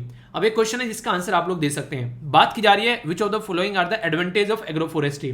बोला गया इंश्योर करने के लिए बेटर लैंड यूज, जनरेट करने के लिए इंप्लॉयमेंट, इसी के साथ में कंजर्व करने के लिए सोइल मॉइस्चर। तो सही आंसर यहां पर क्या है, यही सारी बातें मैंने अभी तो बताई आप लोगों को। ठीक है, तो आंसर यहां पर इसका डी हो गया, यानी कि सारे के सारे इंपॉर्टेंट यहां पर ये पॉइंट जो कवर किए जाते हैं। ठीक है, तो ये आप लोगों को इस तरीके से क्वेश्चन बन जाता है। तो कोई भी डाउट इसको लेकर आप लोगों के माइंड में नहीं होना चाहिए। एक एक पॉइंट जो है वो मैंने आप लोगों को यहां पर समझा दिया। ठीक है, एयरपोर्ट पर घूमने किसका मन है, चलिए अच्छे से अपना तैयार हो जाइए। एयरपोर्ट पे बहुत सारी चीजें आप लोगों को मिलने वाली है।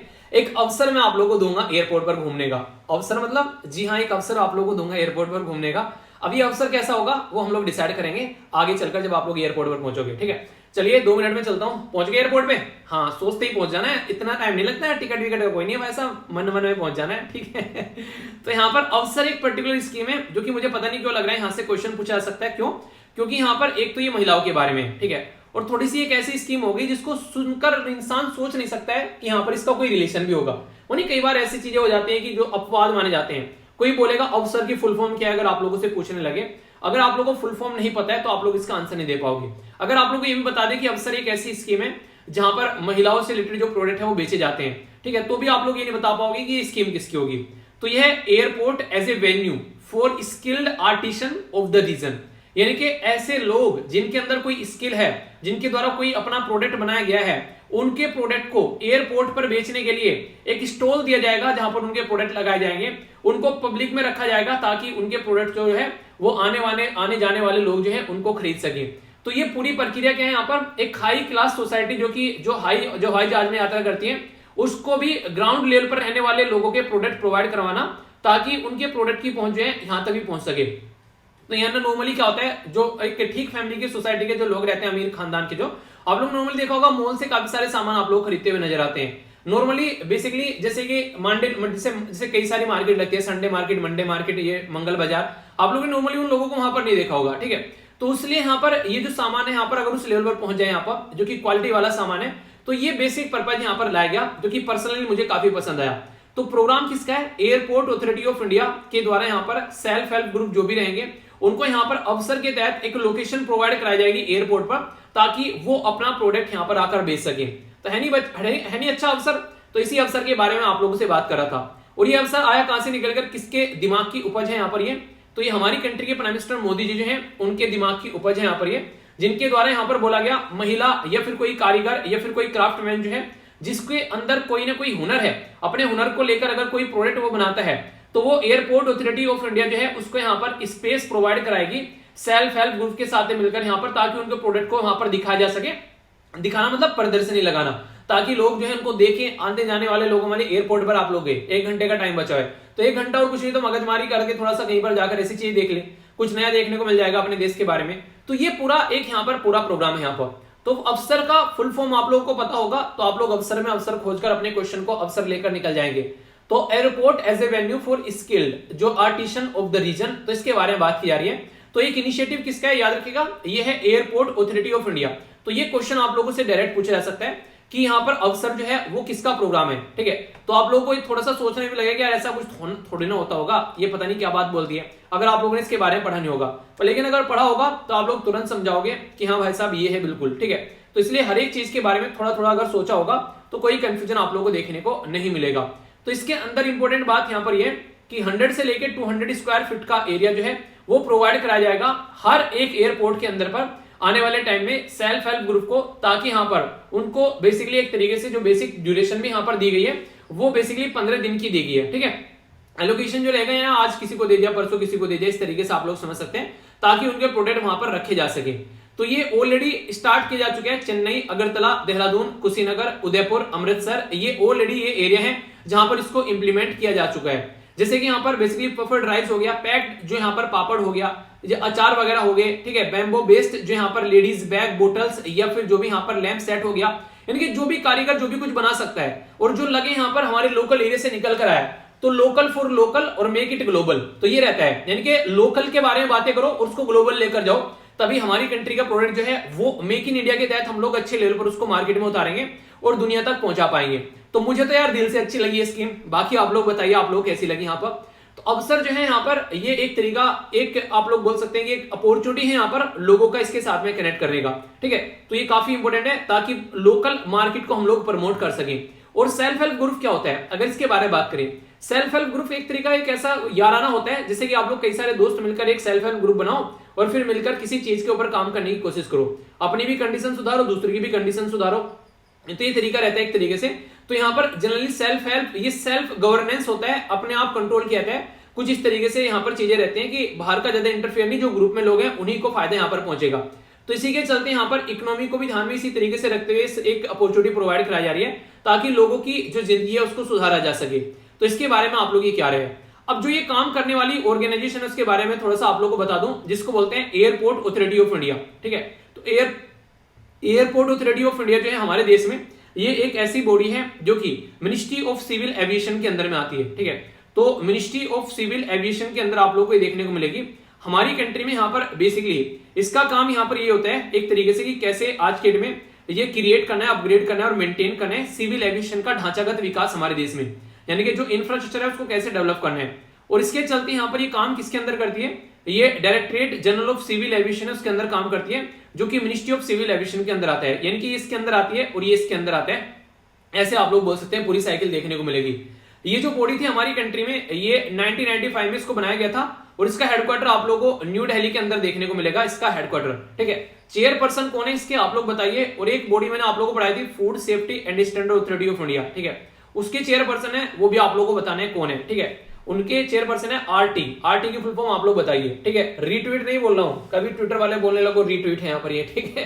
तो यहाँ पर आरटी का मतलब आप लोग बताइए, ठीक है। तो चलिए लास्ट का नाम तेवतिया है, पहला नाम आप लोग बता दो, देखता हूं कौन कौन से ये बताता है, कंफ्यूजन कुछ नहीं होना चाहिए आप लोगों को। कई सारे बच्चे बोलेंगे सर फिर से वही गलती कर रहे हो जो पहली बार गलती की थी। पहली बार गलती क्या की थी, पहली बार में मैंने आप लोगों को रीता तेवतिया ही बता दिया था। अब की बार ये क्यों फोकस दे रहा हूं, इसलिए फोकस दे रहा हूं क्योंकि देखिए जब यहाँ पर बात करते हैं ना पुरानी पर्सनैलिटी के बारे में, तो रीता तेवतिया जो है वो रिसेंटली अभी चेंज कर दी गई है। पर लेकिन जैसे ही आप लोग जाओगे यहाँ पर उसको सर्च करोगे विकीपीडिया के ऊपर जाकर, तो आप लोग बाहर से अगर खोलोगे वैसे ही विकीपीडिया को, तो रीता तेवतिया ही आप लोग को लिखा हुआ मिलेगा। पर लेकिन जैसे ही विकीपीडिया का जो बटन आता है उस पर आप लोग क्लिक करोगे और अंदर जाकर झांकोगे उसके अंदर में, तो पता चलेगा चेयरपर्सन जो है वो फिलहाल जो है वो चेंज हो चुके हैं। अब चेंज कौन हो चुके हैं और कौन बन गए हैं, अब ये क्वेश्चन आप लोगों को बताना है, ठीक है। फोकस इसीलिए दिया गया क्योंकि लास्ट टाइम भी मैंने गलती से जैसे विकिपीडिया से बाहर से आ जाती है इन्फॉर्मेशन, वहां से उठा ली, अंदर चेक नहीं किया, फिर आप लोगों ने बोला सर ये तो गलत हो गया, तो मैंने बोला भाई साहब हमारी गलती है, हम अपनी एक्सेप्ट करते हैं गलती, हम इसको जरूर सुधारेंगे। तो हमने इसको सुधार लिया, ठीक है। तो आंसर बताइएगा, ओके। वैसे एक छोटी सी पिक्चर यहाँ पर आप लोगों के लिए, ये ऑब्जेक्टिव क्या क्या होते हैं सेल्फ हेल्प ग्रुप के, वो भी डाल दिए गए हैं। कई सारे लेवल पर ये काम करते हैं कि किस तरीके से यहाँ पर लोगों की हेल्प करनी है, झगड़ा भी उनका मिटवाना है, उनको लोन भी प्रोवाइड कराना है, ठीक है, इमरजेंसी में उनकी कोई रिक्वायरमेंट है उसको फुलफिल करना है, ठीक है। तो बहुत सारी ऐसी चीजें जिसमें सेल्फ हेल्प ग्रुप काम करते हुए नजर आते हैं, और खासकर गवर्नमेंट के प्रोग्राम्स को इंप्लीमेंट करने में भी बहुत ज्यादा बड़ा रोल जो है वो सेल्फ हेल्प ग्रुप प्रोवाइड, वो एक तरीके से अपना रोल प्ले करते हैं, ठीक है। तो ये बेसिक चीजें हो गई, ये यूपीएससी प्रीलिम्स। और इसी के साथ में आप लोगों से यहाँ पर इंटरनेशनल ऑर्गेनाइजेशन के बारे में जब आप लोग बात करते हैं तो यहाँ पर मेंस के अंदर भी आप लोगों से क्वेश्चन पूछा जा सकता है, ठीक है। तो इस तरीके के क्वेश्चन आप लोगों से कई बार एग्जाम में बनते हैं किसी पर्टिकुलर ऑर्गेनाइजेशन के बारे में, तो आप लोग याद रखिएगा यहाँ पर ये। तो इसके बारे में मैं डिटेल में आप लोगों से डिस्कस करूंगा, बात करेंगे इंटरपोल के बारे में, और ये जीएस पेपर 2 के साथ में आप लोग यहाँ पर इसको देखेगा, ठीक है। इंटरपोल की अभी यहाँ पर 12वीं मीटिंग हुई यहाँ पर, और ये बात की गई बेसिकली मैच फिक्सिंग के बारे में। आप लोग कई बार यहाँ पर ये इशू देखने को मिलते हैं, ये एक इंटरनेशनल लेवल का इशू हो जाता है जब मैच को फिक्स किया जाता है। तो यहाँ पर बात की जाए Interpol match fixing task force, तो यहाँ पर इसके तहत हमारी कंट्री में अगर बात करें जो भी कोई इंटरनेशनल लेवल पर ऐसा कोई इशू देखने को मिलता है तो सीबीआई वहां से पार्टिसिपेट करती है। तो यहाँ पर इसके बारे में कई सारी बातें मैं आप लोगों को बताऊंगा। 2 इंपॉर्टेंट ऑर्गेनाइजेशन आप लोग यहाँ पर कवर हो जाएगी, एक तो सीबीआई और दूसरा इंटरपोल। तो इनका रिवीजन भी आप लोगों का हो जाएगा, काफी सारे क्वेश्चन जो है खासकर इस टॉपिक से बनते हैं कई बार। तो ये अभी आप लोगों को यहाँ पर देखने को मिली, तो हमारी कंट्री की साइड से सीबीआई के द्वारा यहाँ पर पार्टिसिपेट किया गया। और आज की डेट में भी अगर आप लोग बात करते हैं, मैच फिक्सिंग एक ऐसी चीज है जो कि कंटिन्यूअस चलती रहती है, ऐसा नहीं कि ये खत्म हो चुकी है। और खासकर काफी बड़ी बात ये रहती है कि जब मैच फिक्सिंग के बारे में बात करते हैं तो ये कहीं ना कहीं एक टैलेंट जो है उसको दबाती है और फालतू की चीजें सामने निकाल कर लेकर आती है। तो इसी के बारे में अगर बात की जाए तो यहाँ पर आज के डेट में जो टेक्नोलॉजी है, बिग डेटा है, सोशल मीडिया है, उसको यूज कर कैसे यहाँ पर हम लोग एक तरीके से ऐसी जो हरकतें होती हैं इनको रोका जा सकता है। और स्पोर्ट यार एक ऐसा एरिया है जो कि सबको कनेक्ट करने का काम करता है, खासकर उस टाइम पर भी जब जो है आज की डेट में अगर बात करें इंडिया और पाकिस्तान के बीच में अच्छे रिलेशन नहीं है, पर लेकिन बार बार हम लोग क्रिकेट के बारे में बात करते हैं, रिलीजन के थ्रू यहाँ पर कनेक्ट करने की कोशिश की जाती है। तो ये सॉफ्ट पावर होती है जिनका यूटिलाइजेशन हम लोग कर सकते हैं चीजों को इंप्रूव करने के लिए। पर लेकिन जब यहाँ पर मैच फिक्सिंग होती है तो वो काफी सारी चीजें खराब कर देती है। एक तरीके से जो सही चीज होती है उसको फॉलो न कर अनएथिकल वे में चीजों को एक तरीके से इस तरीके से लेकर चलने की कोशिश की जाती है। तो यहाँ पर इसको एक्नॉलेज करना काफी ज्यादा जरूरी है। एक गेम की जो स्पिरिट होती है ये कहीं ना कहीं उसको खत्म कर देती है, ठीक है। तो इस तरीके की चीजों को यहाँ पर रोकना चाहिए और गलत टेंडेंसी यहाँ पर निकलकर सामने आती है। तो इसके चलते यहाँ पर कई सारी बातें डिस्कस की जाती है कि कैसे हम लोग इस तरीके की चीजों को रोक सकते हैं। खासकर अगर बात करें, अगर कोई ऐसी चीजें आती है तो इसके बारे में एक है मैकोलिन कन्वेंशन है जो कि यहाँ पर एनालाइज करता है इन्फॉर्मेशन, जो कि कोई ऐसी सस्पिशियस इन्फॉर्मेशन निकल कर आती है। इसी के साथ में काउंसिल ऑफ यूरोपियन जो कन्वेंशन है, और जो यहाँ पर on the manipulation of the sport competition, जिसको आप लोग देखिए दोनों का नाम अगर आप लोगों से कोई पूछ ले तो ये एक ही बात है, ठीक है।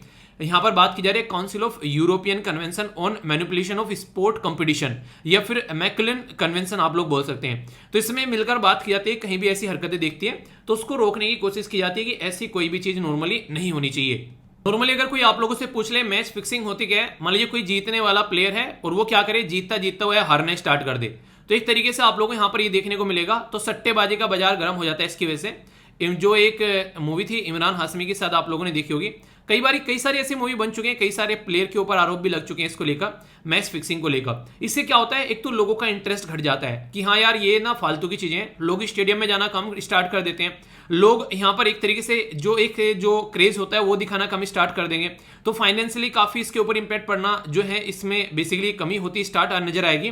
और जब क्वालिटी ऑफ द प्रोडक्ट जब डिक्रीज होना स्टार्ट हो जाती है तो फिर इंसान जो है एक तरीके से अंडरवेट हो गया, तो फिर सारी चीजें यहाँ पर खत्म हो गई। यानी कि एक तरीके से आप लोग ये समझिए, पता है कि कौन जीतेगा कौन हारेगा पहले से डिसाइड कर लिया, तो फिर उसका मतलब ही क्या रह गया।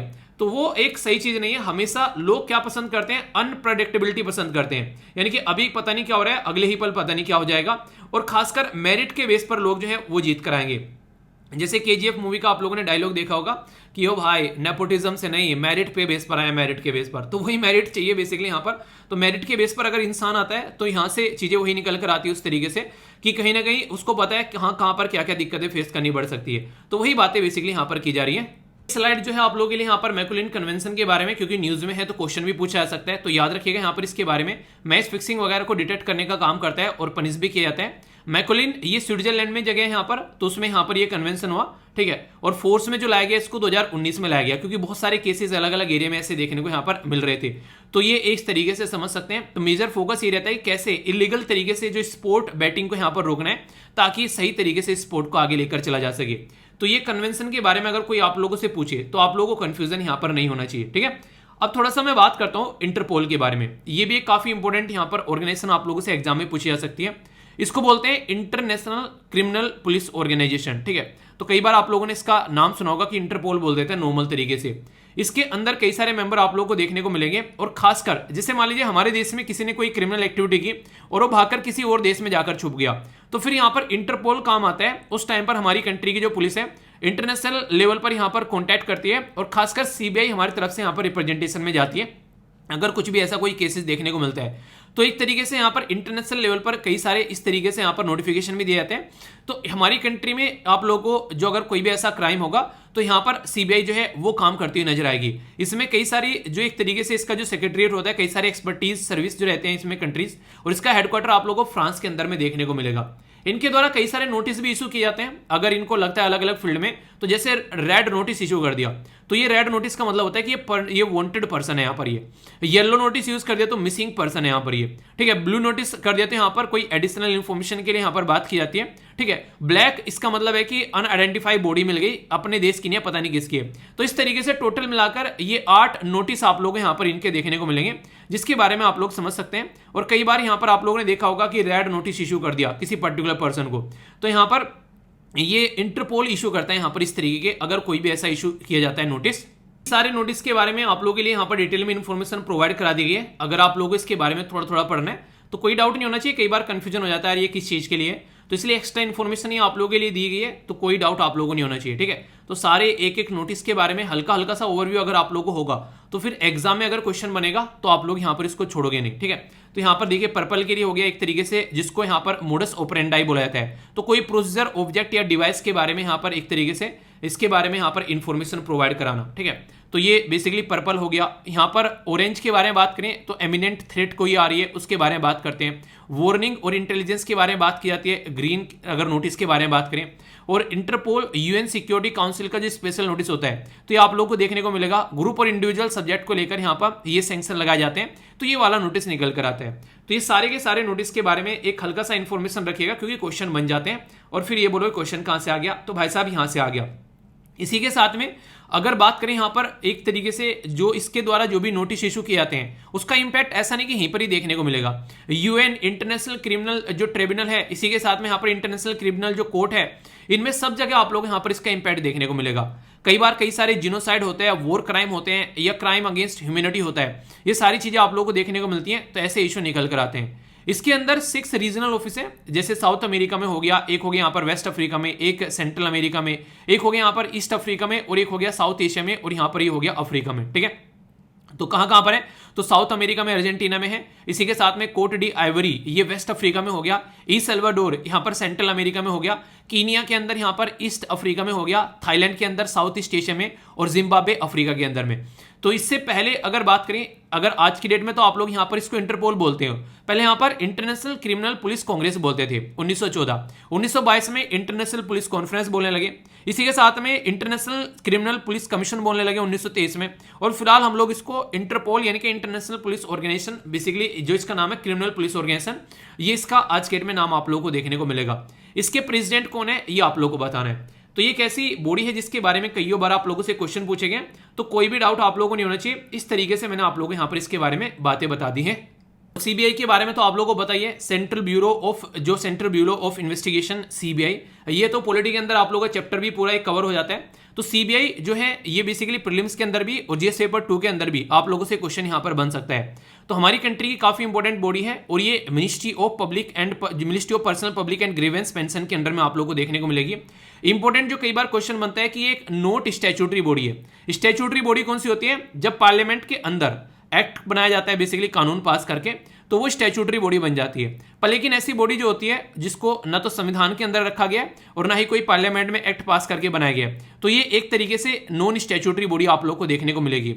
इसका जो भी डीजी बनेगा, डायरेक्टर जनरल, वो हमेशा आईपीएस रैंक का पर्सन होगा, ठीक है। और इसी के साथ में यहाँ पर एक तरीके से जो ये अपनी पावर लेती है, तो दिल्ली जो पुलिस इस्टेब्लिशमेंट जो एक्ट है यहाँ पर 1946 का, इससे अपनी पावर निकाल के लेकर आती है। ये Delhi special police establishment act है, जिसके तहत यहाँ पर ये गाइड की जाती है ये बॉडी, यानी कि ये बॉडी के लिए अलग से कोई चीजें नहीं है, यहाँ से इसके बारे में बातें की जाती है, ठीक है। इसी के साथ में यहाँ पर अपॉइंटमेंट जो कमिटी है, ये काफी इंपॉर्टेंट क्वेश्चन बनता है और कई बार यहाँ पर ये न्यूज में भी रहता है। जैसे कि अगर बात की जाए अभी इसके बारे में, यहाँ पर रिसेंटली जिनको अभी यहाँ पर अपॉइंट किया गया इनके डायरेक्टर जनरल के तौर पर, तो यहाँ पर वो काफी ज्यादा न्यूज में रहे थे, क्योंकि ये माना जा रहा था यहाँ पर कि 3 मेंबर होते हैं इसको अपॉइंट करने के लिए। एक होते हैं प्राइम मिनिस्टर साहब, दूसरे होते हैं लीडर ऑफ अपोजिशन और तीसरे होते हैं chief justice of India.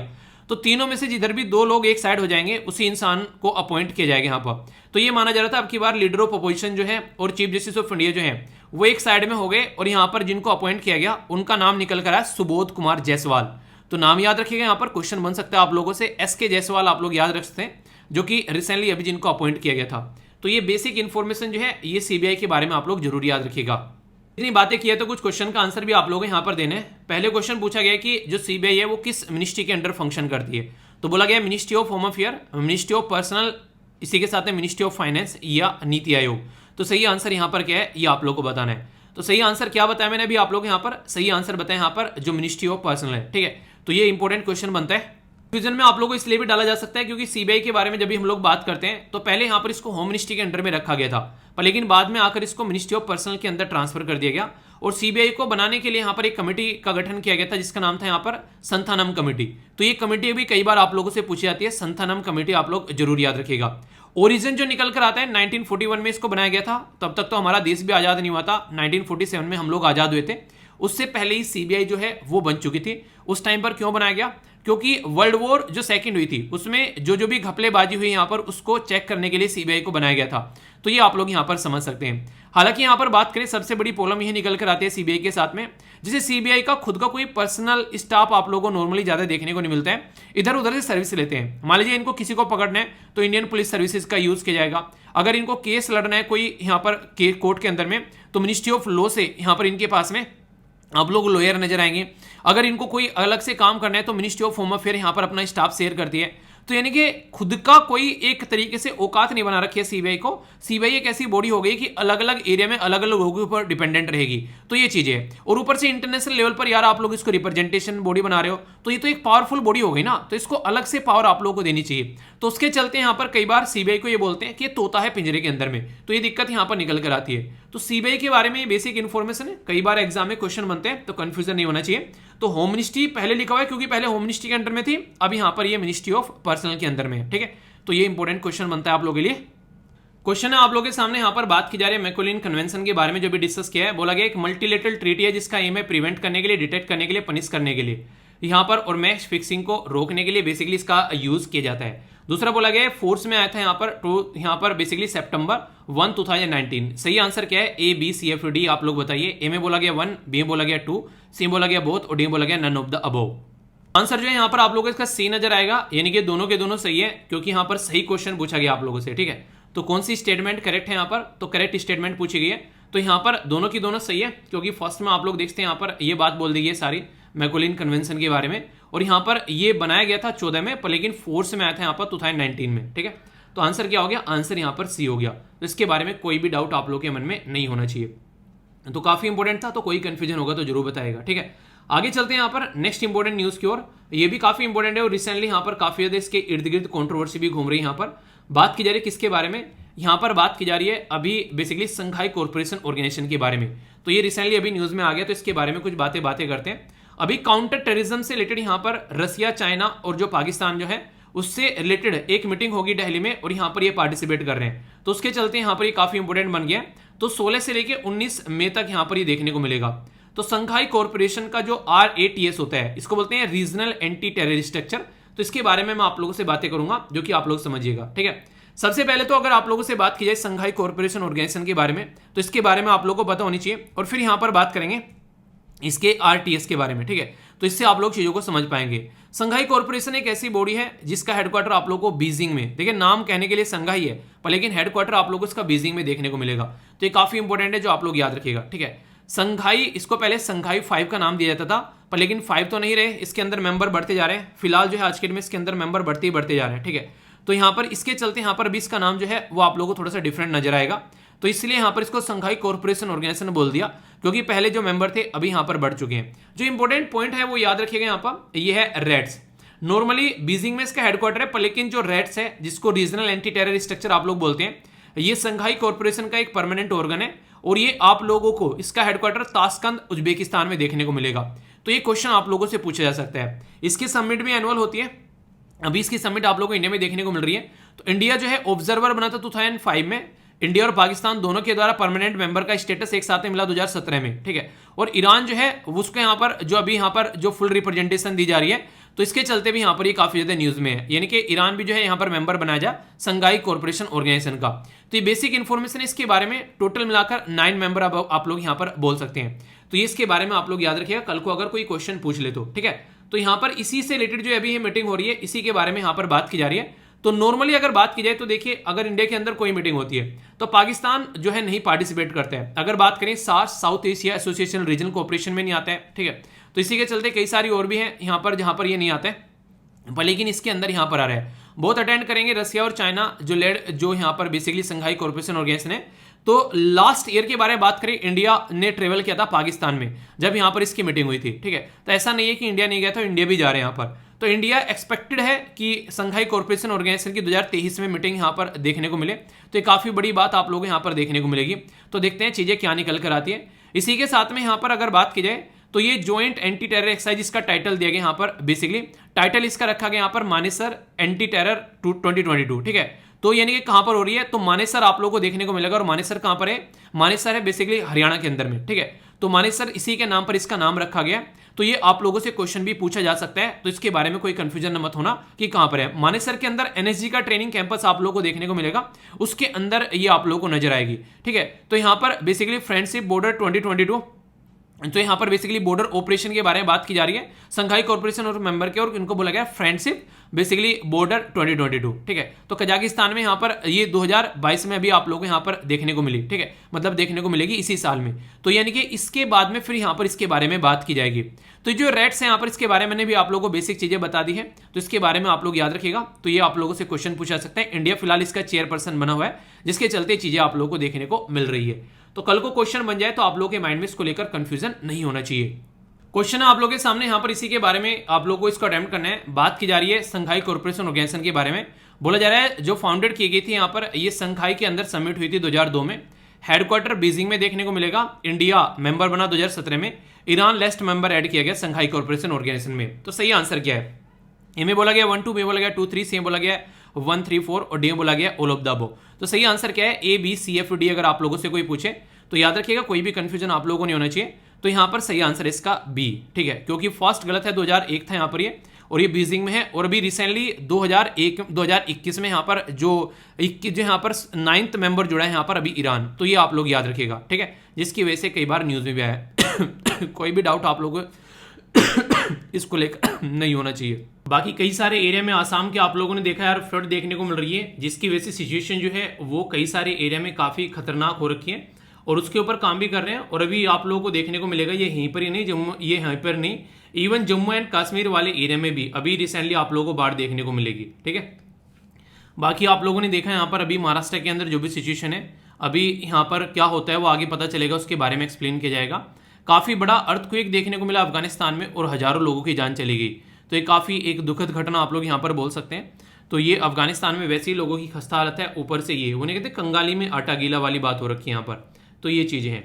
Prime minister Modi साहब के द्वारा बोला गया कि 1 एक तरीके से ट्रिलियन स्कोप है डिजिटल इकोनॉमी के अंदर में, यानी कि ओनली डिजिटल इकोनॉमी को हम लोग 1 ट्रिलियन पर लेकर जा सकते हैं। वर्ल्ड लेवल पर काम किया जाए तो काफी अच्छा रहेगा इस पर्टिकुलर मुद्दे पर, और आगे भी बहुत ज्यादा फायदा हो सकता है, बहुत सारे लोगों के लिए जॉब क्रिएट की जा सकती है।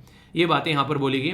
जिन भी लोगों के द्वारा प्रोटेस्ट किया गया, जैसे स्टार्टिंग मैंने वीडियो आप लोगों को दिखाई, उसी के बारे में बात की जा रही है, उनके खिलाफ जो है कुछ ना कुछ एक्शन लिया जाएगा, जो कि यहाँ पर अग्निपथ स्कीम को लेकर प्रोटेस्ट कर रहे थे, तो उसके बारे में है। और ये कश्मीर के अंदर भी आप लोगों को रेन देखने को मिलेगी, यानी कि बारिश देखने को मिलेगी, जिसकी वजह से सिचुएशन काफी खराब है। G7 मीटिंग को अटेंड करेंगे प्राइम मिनिस्टर मोदी साहब, तो ये काफी बड़ी बात है अपने आप में। तो यहाँ पर पार्टिसिपेट किया जा रहा है, क्योंकि G7 कंट्री में जो 7 कंट्री है उसमें इंडिया को बुलाया जा रहा है एज ए गेस्ट के तौर पर, और जर्मनी में देखने को मिलेगी। अभी जैसे ये होती है 26 और 27 जून को, फिर इसके बारे में डिस्कस करूंगा काफी डिटेल में, जो भी इसके बारे में बातें निकल कर आएगी। नोट्स आप लोग तब प्रिपेयर किया करो जब वो टॉपिक जो है वो कंप्लीट हुआ करे, उससे पहले नहीं। क्यों? क्योंकि अभी अग्निपथ स्कीम के नोट्स बनाने लग जाते तो पहले एज कुछ थी, फिर क्राइटेरिया कुछ था, फिर कुछ और हो गया, तो चीजें चेंज होती रहती है। तो नोट्स हमेशा थोड़ा रुक के बनाया करो, यानी कि आज ही बैठ गए बस टॉपिक आया आज ही नोट्स बनाने बैठ गए, नहीं। कम से कम उस टॉपिक को एक हफ्ते बाद, या फिर जब वो टॉपिक थोड़ा सा खत्म हो जाए, जैसे अभी यूक्रेन की लड़ाई के बारे में आप लोग नोट्स बनाने बैठ जाए, नहीं। चलने दो मुद्दे को, जब ये खत्म हो जाए तो फिर उसको बैठकर एक बार प्रॉपर समझ लो और उसके नोट्स तैयार कर लो एग्जाम के पॉइंट ऑफ व्यू से। इस तरीके से करना है, ठीक है। यहां पर बात की जा रही है किसके बारे में? ये बात की जा रही है इकोनॉमी के बारे में, श्रीलंका की। खुद प्राइम मिनिस्टर बोल रहे हैं कि कोलैप्स हो गई है और हम लोग तेल भी नहीं खरीद पा रहे हैं। तो ये काफी बड़ी बात है। सोचो हमारे प्राइम मिनिस्टर आकर बोल दे तो कंडीशन क्या देखने को मिले। तो इसके बारे में यहाँ पर ये बात की जा रही है, ठीक है। इसी के साथ में यहाँ पर यह आज का सुडोकू जो कि आप लोगों को अटेम्प्ट करना है, तो आप लोग इसको जाकर देखिएगा, काफी कुछ आप लोगों को देखने को मिलेगा। इसी के साथ में एसएलवी कमांडो के बारे में ना आप लोगों को बता दिया था कि यहाँ पर आज के एसएलवी कमांडो है। आज का जो आप लोगों को देखने को मिलेगा ये है कैलेडियो नेशनल पार्क। कैलेडियो नेशनल पार्क जो है, जो यहाँ पर इसको कैलेडियो घाना नेशनल पार्क भी आप लोग बोलते हैं। इसको पहले भरतपुर बर्ड सेंचुरी के नाम से जानते थे और ये राजस्थान में है। कई बार कई सारे नेशनल पार्क के नाम आप लोगों से पूछ ले आते हैं और मैच करने के लिए आ जाता है कि इसको आप लोग मैच कीजिए।